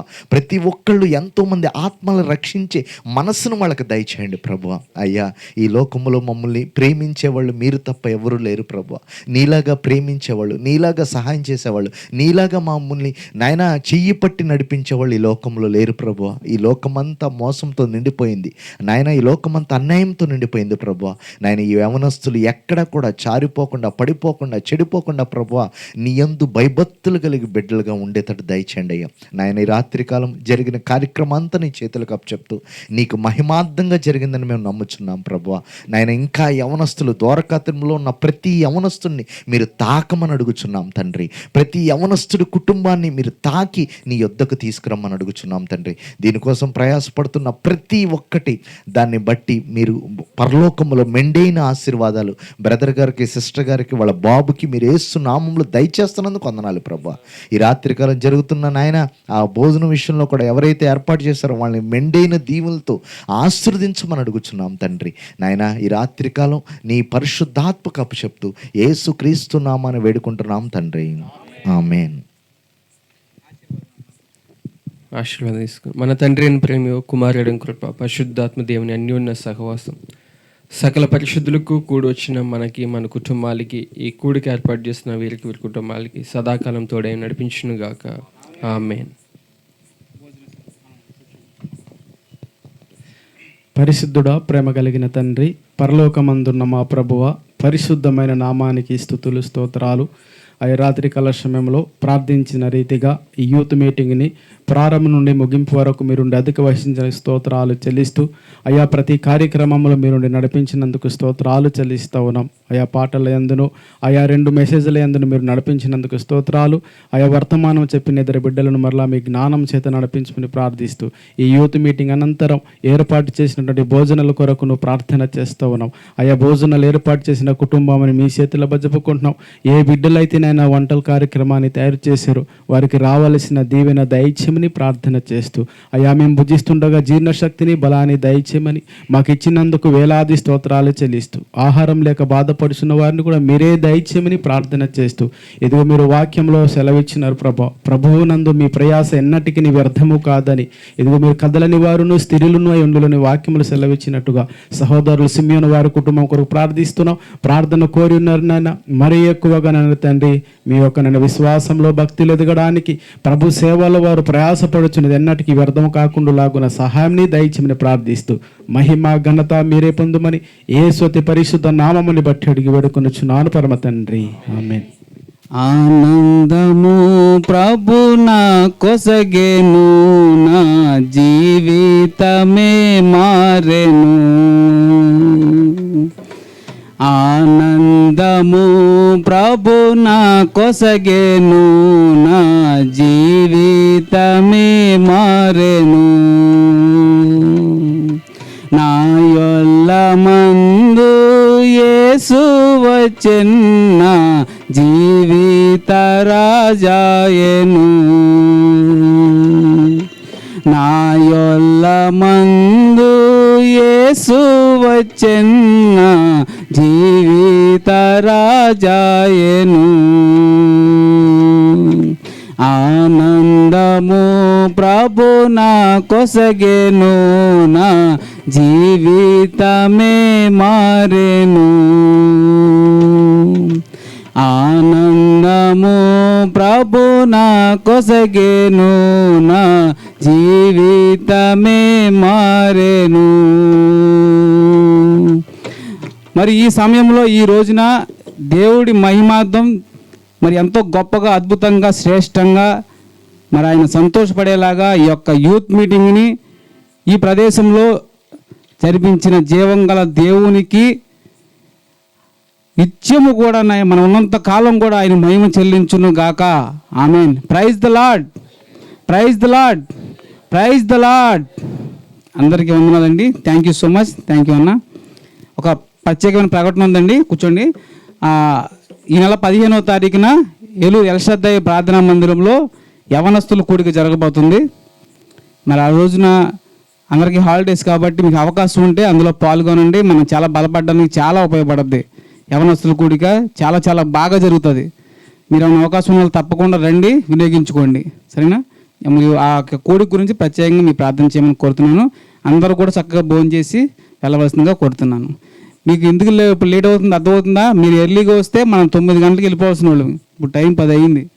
ఎర్లీగా రండి దయచేసి, ప్లీజ్ రిక్వెస్ట్ చేస్తున్నాను. ఆర్డర్గా చాలా రిక్వెస్ట్ ఉంది. 7 గంటలకు వస్తే మనం బోల్డ్ అని చేసుకోవచ్చు దేవుడి పనులు ఇక్కడ. సరేనా? Thank you so much.